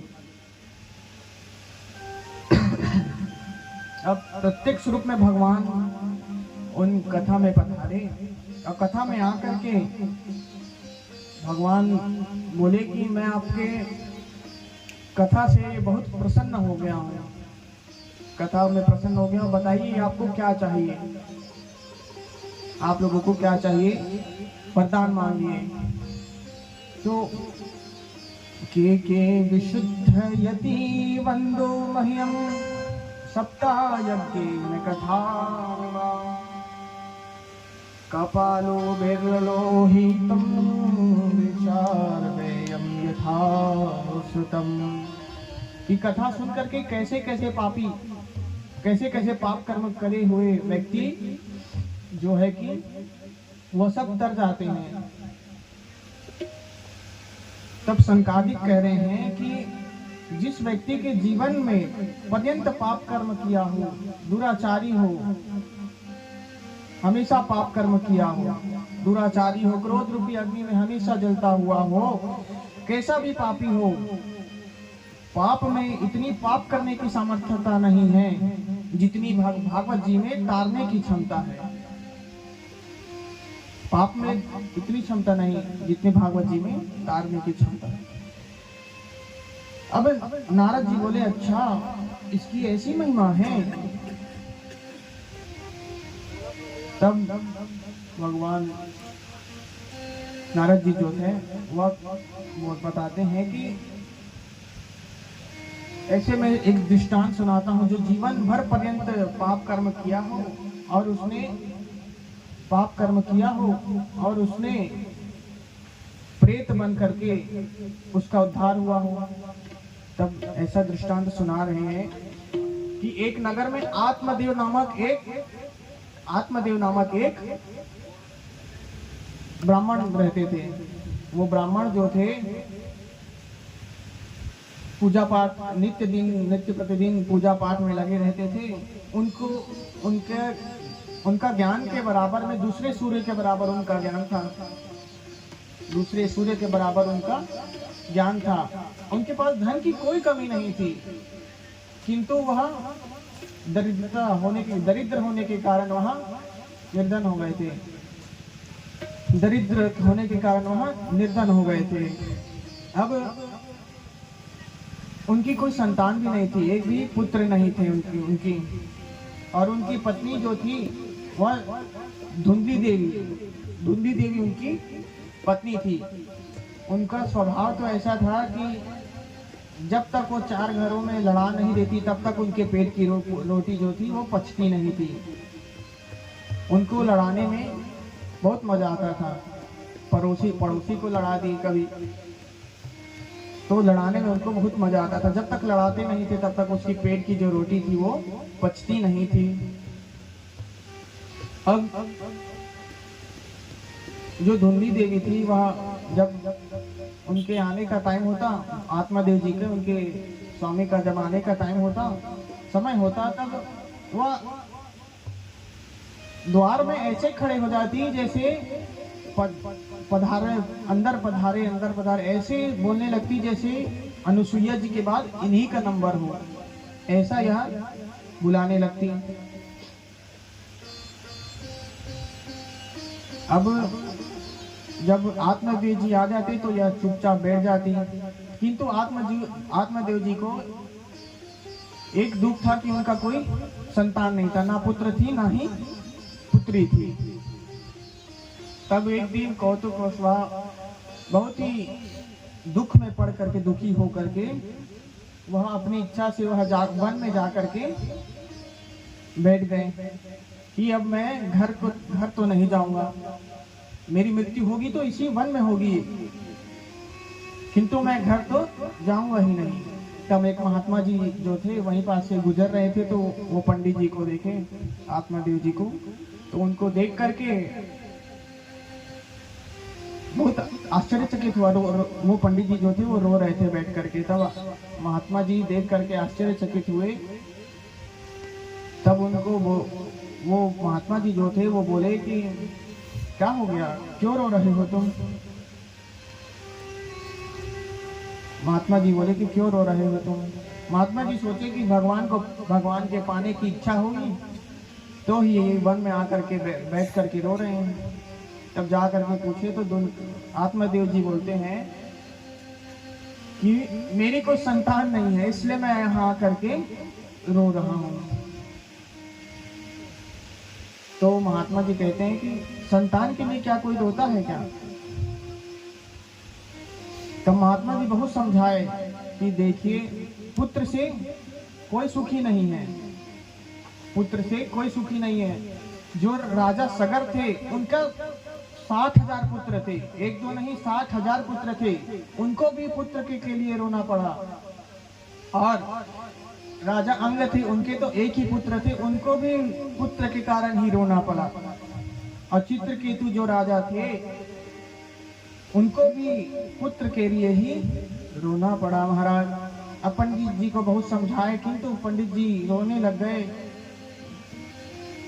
और पंडित जी रोते हुए कह रहे हैं कि नहीं, मुझे संतान चाहिए, तभी मैं अपने घर को जाऊंगा, नहीं तो मैं यहीं पास सर पटक करके अपना जान दे दूंगा और ब्रह्म हत्या आपको ही लगेगी। अब जो महात्मा जी थे वो तो फंस गए। दया बिना है संत कसाई, और दया करूं तो आप हताई। अगर महात्मा जो है वो अगर दया करता है तो भी असमंजस में पड़ जाते हैं, दुख में पड़ जाते हैं, और ना करे तो भी दुखी रहते हैं। अब महात्मा जी सोचे कि ये तो मर जाएगा, किंतु ब्रह्म हत्या तो हमें लगेगी। तब उसके बाद महात्मा जी ने सोच समझ करके बोला कि देखो, मैंने तुम्हारे 7 जन्मों तक के देख लिया है, तुम्हारे 7 जन्मों तक के कोई पुत्र नहीं है, इसलिए तुम पुत्र के लिए मत रो, उदास मत हो। तब पंडित जी आत्मादेव जी जो थे वो पैतरा बदले अपना और सर पटकने लग गए, धीरे धीरे सर पटक रहे थे। तब महात्मा जी ने उन्हें रोका और एक फल दिया और कहा, सत्यम शौचम दयादानम एक भक्तम तु भोजनम वर्षावधि स्त्रिया कार्यम तेन पुत्रोति निर्मलः। महात्मा जी बोले कि सत्य तुम्हारी पत्नी हमेशा सत्य बोलेगी, जब तक पुत्र नहीं होगा तब तक सत्य बोलेगी, और शौच आदि दया दान ये सब का पालन करेगी, ये सब नियमों का पालन करेगी, तो तुम्हारा एक निर्मल पुत्र होगा, ऐसा महात्मा जी ने कहा। अब जो पंडित जी जो थे वो खुश होकर के घर गए और घर जाकर के धुंधली देवी को ये फल दिए और बोले कि ये फल सुनती हो, मैंने फल लाया है, खुश होकर के दौड़ते हुए आए। तब धुंधली देवी ने कहा, उसमें कौन सी बड़ी बात है, उसमें कौन सी बड़ी बात है, आप तो फल रोज लाते हैं। तब उन्होंने कहा, आत्मादेव जी ने कहा कि ये फल रोज लाता हूं ऐसा नहीं है। अच्छा, आत्मादेव जी के घर में अगर जो एक गाय थी उनकी रोज पूजा करते, किंतु वो भी बांझ थी, और जो जो भी पेड़ उगाते वो भी मुरझा जाता और जो भी फल लाते वो सड़ जाता। और जो गाय थी वो भी बांझ हो गई और उनके यहाँ एक तुलसी का पौधा भी था। वो ब्राह्मण थे और तुलसी का पौधा भी था, तो तुलसी का पौधा भी मुरझा गया। और हर सनातनियों के घर में तुलसी का पौधा होना ही चाहिए। तुलसी माता सनातनी का प्रतीक है। सबके माथे पे तिलक और शिखा ये हर सनातनी के में होनी चाहिए। तो उनका जो घर की जो तुलसी माता थी वो भी मुरझा गई। अब उसके बाद वो फल लेकर के आए, तब धुंधली देवी ने कहा कि ये कौन सा फल है, ये क्या फल है। तब आत्मादेव जी ने बताया कि ये कोई मामूली फल नहीं है, ये तुम्हें संतान प्रदान करेगा। सत्य, शौच, दया, दान इत्यादि का अगर तुम पालन करोगी तो तुम्हें एक निर्मल पुत्र प्राप्त होगा। अब वहाँ बहुत दुखी हो गई, जो धुंधली देवी थी वो बहुत दुखी हो गई और अपने पड़ोस में, आस पड़ोस में जा करके अपनी सहेलियों से बताने लग गई कि सुनती हो, मैं आज मेरे स्वामी ने आज एक फल लाए हैं और कहते हैं कि इन्हें खाने से पुत्र की, संतान की प्राप्ति होगी। तो मैं इसे कैसे खाऊंगी? इसे अगर मैं खा गई और मेरा गर्भ सुखदेव जी की तरह 12 वर्ष ठहर गया तो मैं कैसे करूंगी? अगर 12 वर्ष ठहर गया तो मैं कैसे करूंगी? और अगर गांव में आग लग गई तो मैं पेट इस उधर को लेकर के मैं कैसे भागूंगी, कैसे दौड़ूंगी? और अगर सूतिका ग्रह में हो गई तो मेरे घर में खाना कौन बनाएगा? तब उनकी सहेली बोलती है कि अपने ननद को बुला लेना। तब धुंधली देवी बोलती है नहीं, वो चुट्टी है एक नंबर की, वो सामान चुरा करके ले जाएगी खाना बनाने के बहाने। तब अपने सहेली को अपना दुखड़ा रो करके वहां से चली गई, अपने घर चली गई। लालने पालने दोखा प्रशोस्ता वर्तते, मंद्वा वा विद्वा नारी सुखिनी चेति लेनिता। और अपने सहेली से कहती है कि लालन पालन में भी बहुत दिक्कत होती है, बहुत कष्ट होता है बोलते हैं। उसके से तो बढ़िया आप बांझ रहिए और कुंवारी रहिए, वो ही बढ़िया है। अविवाहित रहिए, यही बढ़िया है। तब ऐसा बोल करके वह अपने घर को चली आती है। अब फल को नहीं खाया और अब दूसरे दिन उसकी बहन आ गई। उसकी बहन कैसी थी? राम मिलाई जोड़ी, एक कंधा एक कोड़ी, दोनों एक ही जैसे थे। वो भी इसी की तरह धुंधली देवी की जैसे ही थी। पूछा, बहन क्या बात है, क्यों उदास लग रही हो? तब बताया कि तुम्हारे जीजा जी ने एक फल लाया है और उसे खाने को कहा है, उसे खाने से संतान प्राप्ति होती है, ऐसा कहा है। तो लालने पाले अपना दुखड़ा बताई कि लालन पालन पोषण प्रसव पीड़ा में सब बहुत पीड़ा होती है और उधर को लेकर के मैं कैसे भागूंगी, यह सब उसे सुनाया, बताया। और उसके बाद में उसकी बहन बोलती है कि देखो बहन, तुम्हारे घर में धन तो है किंतु कोई खाने वाला नहीं है, और मेरे घर में खाने वाले हैं किंतु धन नहीं है। तो एक काम करो, तुम 9 महीने तक के अपने उदर में यानी पेट में अपने कपड़ा बांध करके रखो 9 महीने तक, और मेरी जैसे ही संतान की प्राप्ति होगी वैसे ही मैं तुम्हें ला करके दे दूंगी। और इनके पापा का क्या है, तुम कुछ पैसा दे देना, वो चुप हो जाएंगे। अब धुंधली देवी भी मान गई। अब उनका और उनकी बहन बोली कि जो फल है उसे गाय को खिला देना, उसका परिणाम भी पता चल जाए, उसकी परीक्षा भी हो जाएगी। अब गाय को, उस फल को गाय को खिला दिया और वो उनकी बहन से, अपनी बहन से सौदा कर लिया। और अपनी बहन से सौदा करने के बाद 9 महीना तक अपने उदर में, पेट में अपने कपड़ा बांध करके रही। और उसके बाद अपनी 10 महीने बाद उसकी बहन का पुत्र हुआ, पुत्र रत्न की प्राप्ति हुई, तो उसे ला करके धुंधली देवी को दे दिए। अब ये जो आत्मदेव जी जो थे वो बहुत प्रसन्न हुए, बहुत प्रसन्न हुए, वह बहुत प्रसन्न हुए, नाचने कूदने लगे और ब्राह्मणों को बुला करके उनका नामकरण करवाने के लिए ब्राह्मणों को बुलाया। 5 ब्राह्मण आए हुए थे और आकर के उन्होंने नामकरण करने के लिए बोला। तो नामकरण करने के लिए बोला तो उनका नाम ब्राह्मण लोग बोले कि बालक का नाम पंडित जी के आधार पर रख रहे हैं। तब धुंधली देवी बोलती है, अच्छा जी, 10 महीने पेट में मैंने रखा और नाम आपके आधार पर होगा? ऐसा नहीं हो सकता। मेरा नाम धुंधली देवी है तो मेरे पुत्र का नाम धुनकारी होगा। ऐसा धुंधली देवी ने कह दिया।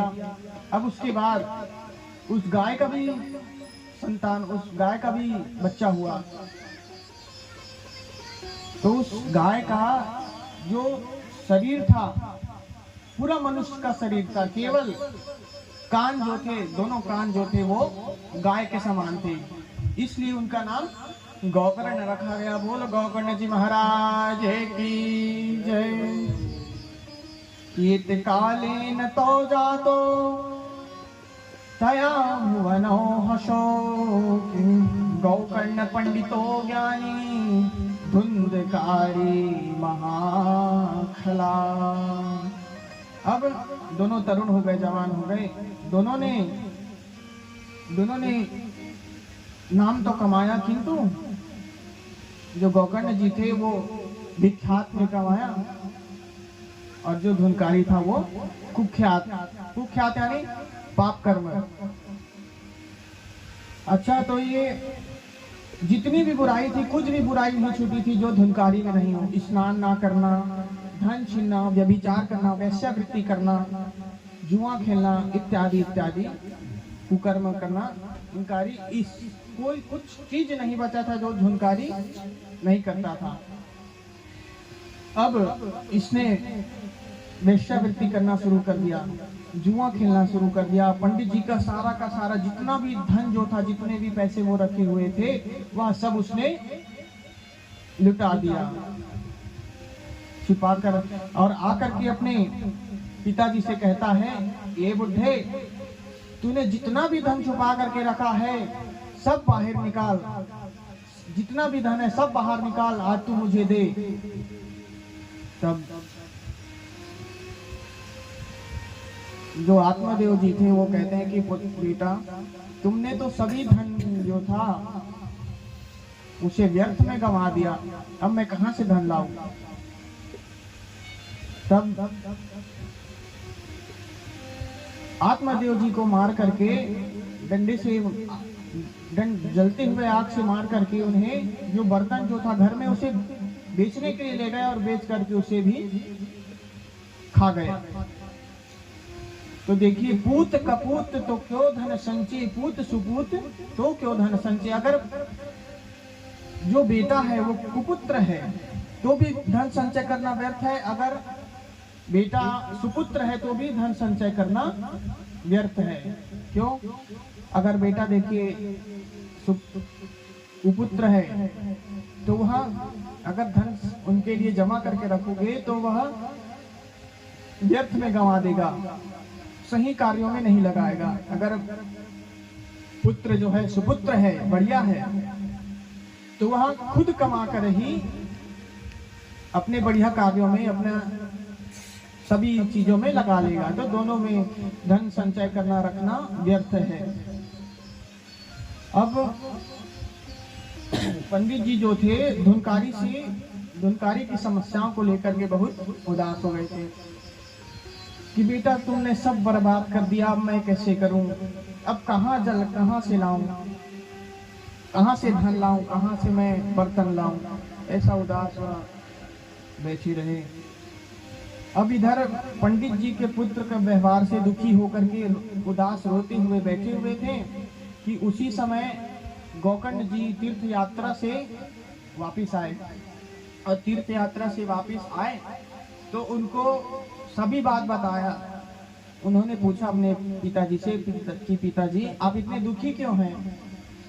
तब पिताजी आत्मदेव जी बताते हैं कि बेटा मैं तुम्हारे भाई से बहुत ही दुखी हूँ, बहुत उदास हूँ, बहुत उदास हूँ। उसने सारा धन जो था उसको भी व्यर्थ कर दिया और जो सारा बर्तन था वो भी ले गया। इसलिए कहते हैं कि मूर्ख पुत्र अगर जन्म लेते ही मर जाए तो बहुत अच्छा है। मूर्खश्चरायु जातो मे तस्मात् जातो परः मृताशा चाल्पदो खाया यश्वा जीव जड़ो भवेत्। अगर मूर्ख पुत्र चिरायु हो जाए तो मर जाना ही अच्छा है। मूर्ख जो पुत्र है वो चिरायु होने से तो मरना ही अच्छा है, मर जाना ही अच्छा है, क्योंकि ऐसे पुत्र से मरने से एक ही बार दुख होगा। अगर जीता रहेगा तो जिंदगी भर जलता रहेगा, जिंदगी भर तपते रहोगे। तब गोकर्ण जी बोले पिताजी देखिए, असारः खलु संसारो दुख रूपी विमोहकः सुता कस्य धनम कस्य स्नेहवांछा शोषिणी। गोकर्ण जी कह रहे हैं कि पिताजी इस संसार में कोई अपना नहीं है, कोई अपना नहीं है। ये संसार का आसार है, दुख का आलय है, दुखालयम आश्वतम। पिताजी यहाँ कोई आपका पुत्र नहीं है, कोई आपकी पुत्री नहीं है। देखिए अगर शरीर को फेंक दिया जाए तो उसे कौवे इत्यादि खा लेंगे, कौवे इत्यादि खा लेंगे। अगर उसे गाड़ दिया जाए तो कीड़े मकोड़े खा लेंगे। अगर उसे जला दिया जाए तो वह भस्म हो जाएगा। देखिए अपना शरीर खुद अपना नहीं रहता तो आपका पुत्र कौन सा अपना रहेगा? ना ही आपका धन अपना है, ना ही आपका शरीर अपना है, ना ही आपका पुत्र अपना है। तो आप क्यों पुत्र पुत्र धन धन करते रहते हैं? आपको जो भगवान ने विवेक दिया है उसका आश्रय लेकर के आप भजन करने के लिए बैठ जाएं। तो अब आत्मदेव जी को ज्ञान हो गया, गोकर्ण जी सही बोल रहे हैं। तब हरिद्वार में देखिए पिताजी, इस संसार में कोई सुखी नहीं, कोई तने दुखी, कोई मन दुखी, कोई धन बिन रहत उदास,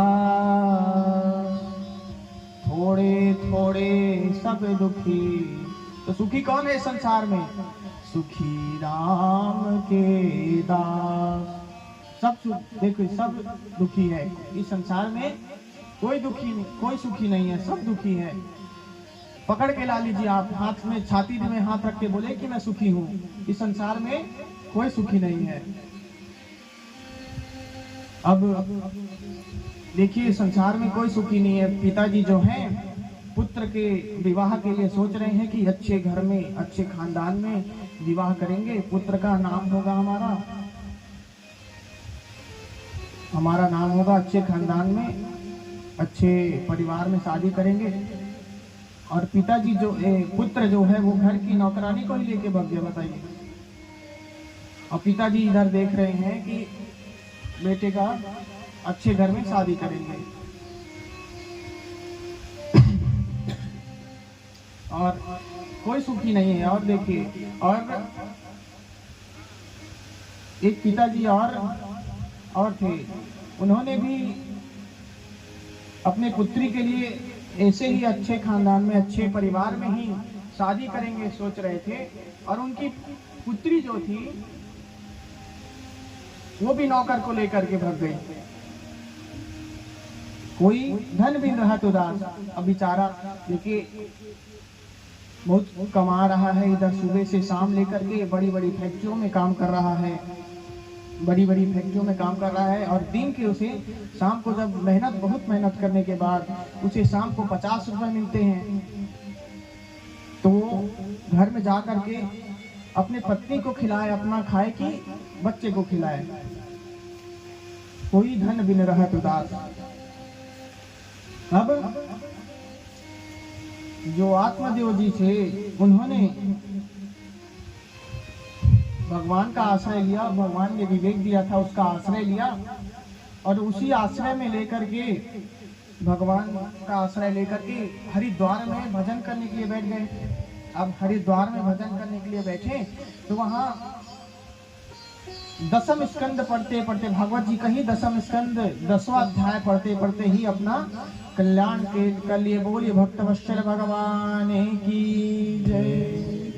अब इधर एक दिन धुनकारी जो था अपने माता को बोला, ए बुढ़िया, तूने जितना भी धन छुपा कर रखा है उसे लेकर के आ, नहीं तो तुम्हें जलती हुई लकड़ी से मारूंगा, जलती हुई अंगार की लकड़ी से मारूंगा। अब उसी समय वह माता दौड़ते दौड़ते दौड़ते दौड़ते वह अपना जान बचा करके भागी और जा करके कुएं में अपनी जान दे दी। उसकी भी मृत्यु हो गई उसी समय। अब धुनकारी जो था परम स्वतंत्र हो गया, परम स्वतंत्र, सिर पर नहीं कोई। अब ये 5-5 वैश्याओं को अपने घर लाने लग गया, 5-5 वैश्याओं को घर लाने लग गया। वैश्या निर्धन पुरुष को छोड़ करके चली जाती है, कभी निर्धन पुरुष के पास नहीं रहती है। तजय परे खून फल तरु अतिथि खाए चली जाए।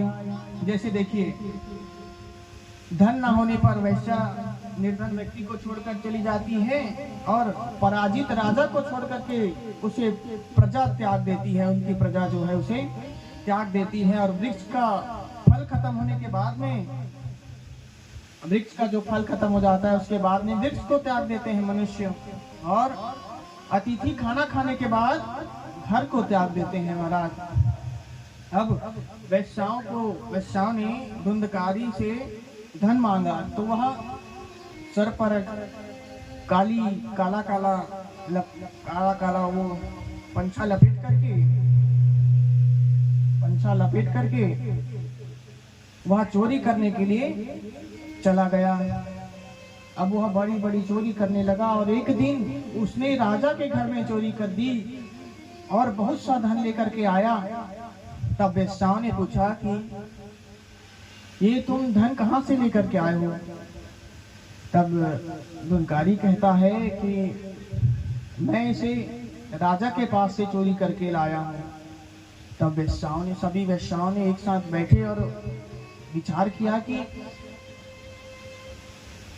अगर राजा ने खोज करवाई तो हम भी पकड़े जाएंगे और हम भी मारे जाएंगे, तो इसे धन को सबको लेकर के जाना चाहिए और इसे मार देना चाहिए। तब उस धुंधकारी को वैश्याओं ने चारों हाथ पैर को बांध करके पलंग में बांधा, चारों हाथ पैर को, और उसके बाद में उसके मुंह को खुलवा करके जलते हुए अंगारे को डाले, जलते हुए अंगारे को उसके मुंह में डाल दिए।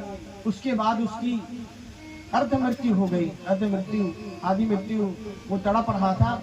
तो उसके बाद तड़पते हुए उसे जमीन में गाड़ दिए। अब वह गाड़ करके वो वेश्याओं जो थी वह घर पर रहने लग गई। अब कुछ दिन हो गए तो पड़ोसियों ने पूछा कि भाई साहब कहीं दिखाई नहीं दे रहे, कहाँ गए हैं? तो उन वेश्याओं ने कहा कि वो बाहर कमाने के लिए चले गए हैं। अब उन वेश्याओं ने भी कुछ दिन रह करके उस घर से धन, जितना धन था वो सब ले करके अपने घर चले गए। अपने घर चले गए। महापुरुष कहते हैं कि वैश्याओं का कभी विश्वास नहीं करना चाहिए। स्त्रीणाम नैव तुम विश्वासं दृष्टानां कारयेत् बुधः विश्वासो यास्थितो मृडः साधुखः परिभूयते। तो ऐसी स्त्रियों का कभी संसंग नहीं करना चाहिए, तो वो साथ नहीं देना चाहिए। तब वो धुंकारी जो था प्रेत योनि में आकर के वह अपने आसपास सभी को परेशान करने लग गया, बहुत परेशान करने लग गया। तो उस सभी पड़ोसियों ने उनके भाई को बुलाया। तीर्थ यात्रा में तीनों जो गोकर्ण जी थे उनको बुलाया, तो वो गया जी में इन तीनों का श्राद्ध करके वहां आए। और गांव में आते ही जब घर में घुसे, तब धुंकारी प्रेत योनि में कभी भेड़ बन के आता, कभी बकरी बन के आता, कभी इंद्र बन के आता और कभी मनुष्य बन के आता, किंतु कुछ नहीं बोलता। तब गोकर्ण जी ने कहा कि तुम कौन हो? उसके बाद भी धुंकारी ने जवाब नहीं दिया।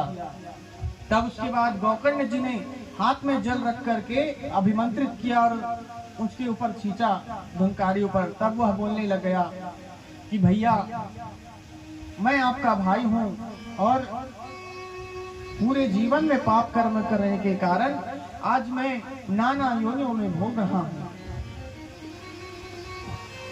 नाना योनियों में प्रेत होकर के भोग रहा हूं। तब गोकर्ण जी कहते हैं कि मैंने तो तुम्हारा भी श्राद्ध किया है, किंतु तुम प्रेत योनियों में कैसे, उद्धार कैसे नहीं हुआ तुम्हारा? तब धुंकारी कहता है कि देखिए भैया, एक श्राद्ध का अगर मेरा 100 श्राद्ध भी कर दे, अगर 100 श्राद्ध भी कर दे तो भी मेरा उद्धार नहीं होगा, क्योंकि मैंने जीवन पर्यंत पाप किया है।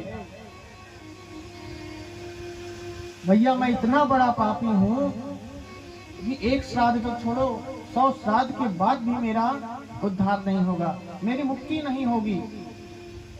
तब धुंकारी ने कहा कि भैया, आपका छोटा भाई हूं, मेरे उद्धार करने का कुछ उपाय तो खोजिए। तब जो गोकर्ण जी थे वो बोले कि तुम्हारे उद्धार मुक्ति करने का उपाय मैं सुबह सोचता हूँ, अभी तुम जाओ, कल सुबह बात करेंगे। तब वह गोकर्ण जी जो थे वो सुबह सूर्य उदय हो रहा था, तो उसी समय सूर्य जी को रोक करके उन्होंने पूछा कि मेरा भाई प्रेत योनि में भोग रहा है, तो उसका उद्धार कैसे होगा, उसकी मुक्ति कैसी होगी? तब उसी समय सूर्य देव जी ने कहा कि तुम्हें श्रीमद् भागवत ज्ञान यज्ञ सप्ताह ज्ञान यज्ञ का आयोजन करना होगा, तभी उसकी मुक्ति होगी। ऐसा सूर्य देव जी ने बताया। तब गोकर्ण जी जो थे वह गांव के एक ब्राह्मण को मुख्य श्रोता के रूप में बैठाया और भागवत कथा सुनाई।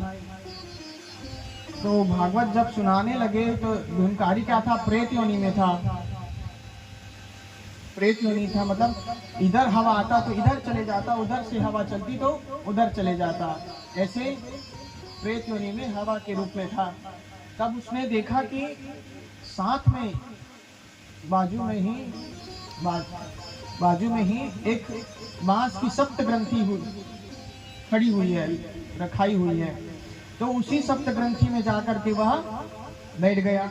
अब जैसे ही पहले दिवस की कथा समाप्त हुई, वैसे ही पहली ग्रंथि फट गई महाराज, और जैसे ही दूसरे दिन की कथा हुई, ऐसे करते 7वें दिन की कथा समाप्त हुई और 7 ग्रंथि फट गई, उसकी मुक्ति हो गई। अब उसकी मुक्ति हो गई। अब भगवान के पार्षद उसे लेने के लिए आ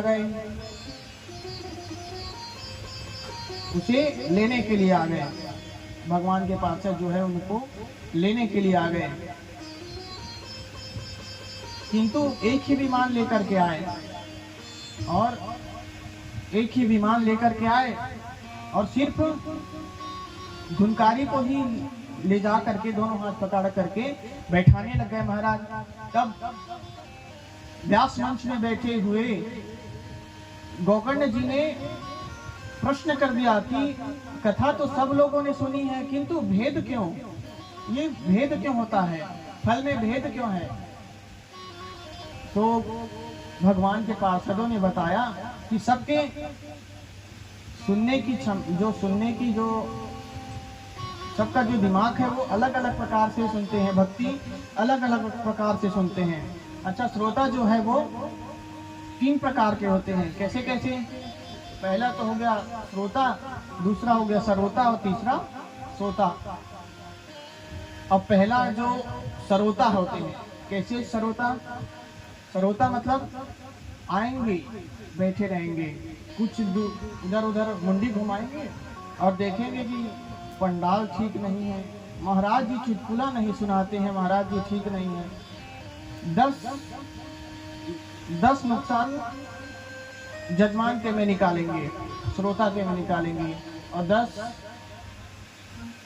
गलत बात वक्ता के में निकालेंगे। ये होते हैं सरोता, जो घर में सुपारी काटने वाला सरोता होता है, जानते होंगे आप लोग वो। और दूसरा होता है सोता। ये सोता जब आते हैं घर में तो इन्हें बच्चे लोग इन्हें परेशान करे रहते हैं, घर में सोने नहीं देते बच्चे, और ये मंच में आएंगे और बैठ करके ऐसी जगह देखेंगे जहाँ टिकने की जगह हो, पीठ टिकने की जैसी जगह हो ऐसी जगह देखेंगे और टिक करके बैठ जाएंगे और ऐसी मीठी नींद लेते हैं, ऐसी मीठी नींद लेते हैं, बीच में जगेंगे ही नहीं, ऐसी समाधि में बैठे रहते हैं, बीच में जगेंगे ही नहीं। ये सीधा महाराज का जब आरती के बाद का जब जयकारा हुआ, जय जय श्री राधे, जब जयकारा हुआ तब उसी समय इनकी नींद टूटती है और बोलते हैं। और बीच मंडली में, जिसे गांव में मंडली लगती है, तो उस मंडली में जाएंगे और बोलेंगे, यही सोता जा करके बोलेंगे, बड़ी मीठी मीठी बातें बोलते हैं पंडित जी, बड़ा मीठा कंठ है, और यहाँ जा करके सोते रहेंगे। और कोई पूछ दिया बीच में कि क्या सुने, ये तो मालूम नहीं हमें क्या सुने, और कथा में आकर के सोते रहेंगे। और तीसरे होते हैं श्रोता। ये श्रोता जो रहते हैं ये श्रेष्ठ रहते हैं। श्रोता जो है वो ध्यान से, एकाग्र मन से कथा सुनते हैं, भगवान के चरणों में ही प्रीति लगी रहती है, भगवान के शरण में ही लगे रहते हैं, भगवान का एकाग्र मन से भगवान की कथा को सुनते हैं। अगर आपको ध्यान आ रहा हो कि घर में दाल जल रही है, चावल रख के आए हो, तो आप श्रोता नहीं है। आपको अगर भूख लगे तो आप श्रोता नहीं है। ऐसे श्रोता नहीं होते, श्रोता तो श्रेष्ठ होते हैं। अब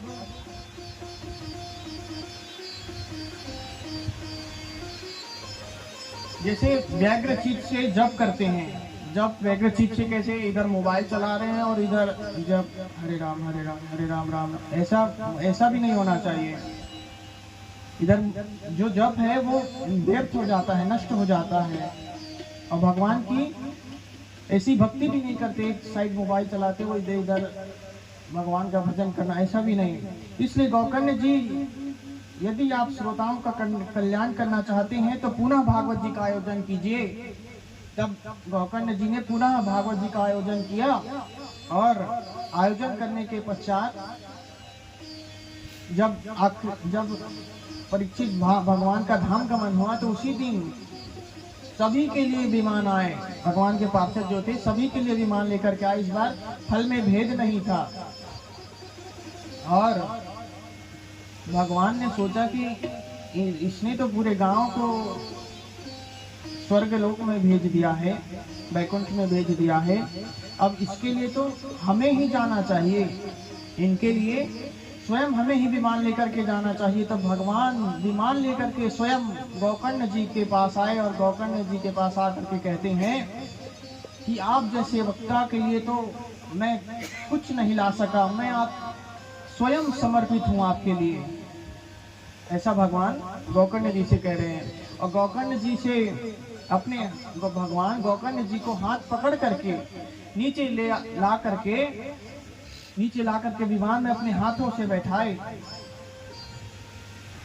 अपने हाथों से बैठाए। अब इनको पूरे गांव में घुमाया गया और अंत में वैकुंठ लोक में गए। अब धुनकारी का भी कल्याण हो गया, उद्धार हो गया, और गोकर्ण जी का भी उद्धार हो गया। बोलिए भक्तवत्सल भगवान की जय। अब अयोध्यावासिनः पूर्व यथा रामेण स्थगिता तथा कृष्णेन नीता गोलोकयोगी दुर्लभः। जैसे राम जी के साथ सभी अयोध्यावासी गए, जैसे कृष्ण जी के साथ सभी ब्रजवासी गए, वैसे ही भगवान के साथ में सभी जितने भी श्रोता जो थे वो भगवान के साथ में गए। भगवान गोलोक धाम को गए, भगवान के साथ गोलोक धाम को गए, जहां सूर्य चंद्रमा की गति नहीं है।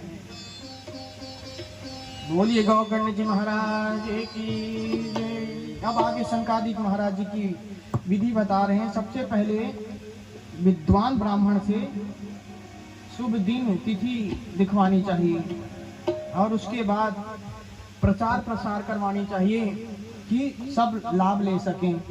अब एक पंडाल के लिए एक पवित्र स्थान हो जहां बाहर की गाड़ियों की आवाज ना आए, केवल श्रोता और वक्ता के बीच में ही बात हो पाए, ऐसा जगह होना चाहिए। और उस बीच में व्यास मंच बीच में होनी चाहिए, पंडाल के बीच में होनी चाहिए। और संकादिक वक्ता के लक्षण बता रहे हैं। वक्ता को वैराग्यमान होना चाहिए और वैष्णव के विरक्त होना चाहिए, शरीर से ब्राह्मण होना चाहिए और वेद शास्त्र का ज्ञाता होना चाहिए। और अपनी बात को बताने में वह दृष्टांत देकर बता सके, ऐसा ब्राह्मण हो। और अनेक से स्पृहा रहित अनेक धर्मों में भटकता हुआ नहीं रहना चाहिए, स्त्रैण नहीं होना चाहिए। पाखंडी है तो ऐसा वक्ता किसी काम का नहीं महाराज। वक्ता श्रोता पूर्व दिवस क्षौर कर्म, यानी कि अपनी दाढ़ी बनवाए, बाल बनवा ले, पहला दिन ही बनवा ले और उसके बाद पूजन करे। प्रातः सुबह उठ करके पूजन करे। पूजन के पश्चात भगवान से कामना करे कि हे भगवान से प्रार्थना करे कि हे भगवान सागरे गमने मगनम, हे करुणानिधे हीन दीन बंधु, मैं दीनहीन हूँ, मैं बंधन रूपी बंधन में फंस करके डूबा हुआ हूँ। अब संकादिक जो है कि श्रोता के नियम बता रहे हैं कि श्रोता को एक समय अल्पाहार, 7 दिन अल्पाहार रहना चाहिए, केवल फल ही खाने चाहिए और कुछ नहीं खाने चाहिए। केवल फल ही खाने चाहिए और कुछ नहीं खाने चाहिए। तो बोलते हैं कि महाराज 15 दिन में तो एक दिन एकादशी आती है, उस एकादशी में भी ले दे करके उपवास रहते हैं और आप 7 दिन का बोल रहे हैं। तो एक टाइम भोजन करे, अगर नहीं बनता तो दोनों टाइम भोजन करे, और अगर दोनों टाइम भी नहीं बन रहा है तो आप दिन में 5 बार खाना खाइए, किंतु भगवान के भजन में जरूर बैठिए, भगवान के भजन में जरूर बैठिए।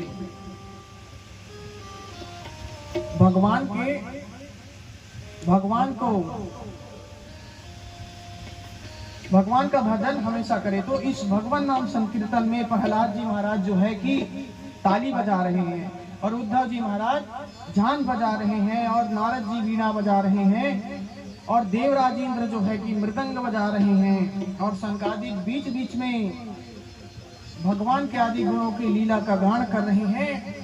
जय हो ऐसा कह करके और आगे खड़े हुए सुखदेव जी भगवान की लीला बता रहे हैं। और भक्ति ज्ञान वैराग्य ये तीनों जो है ताता थैया करके नाच रहे। तो आइए इन महापुरुषों के साथ भी हम मिल करके भगवान नाम संकीर्तन का आनंद ले। बोल वृंदावन वाके बिहारी लाल की जय हो।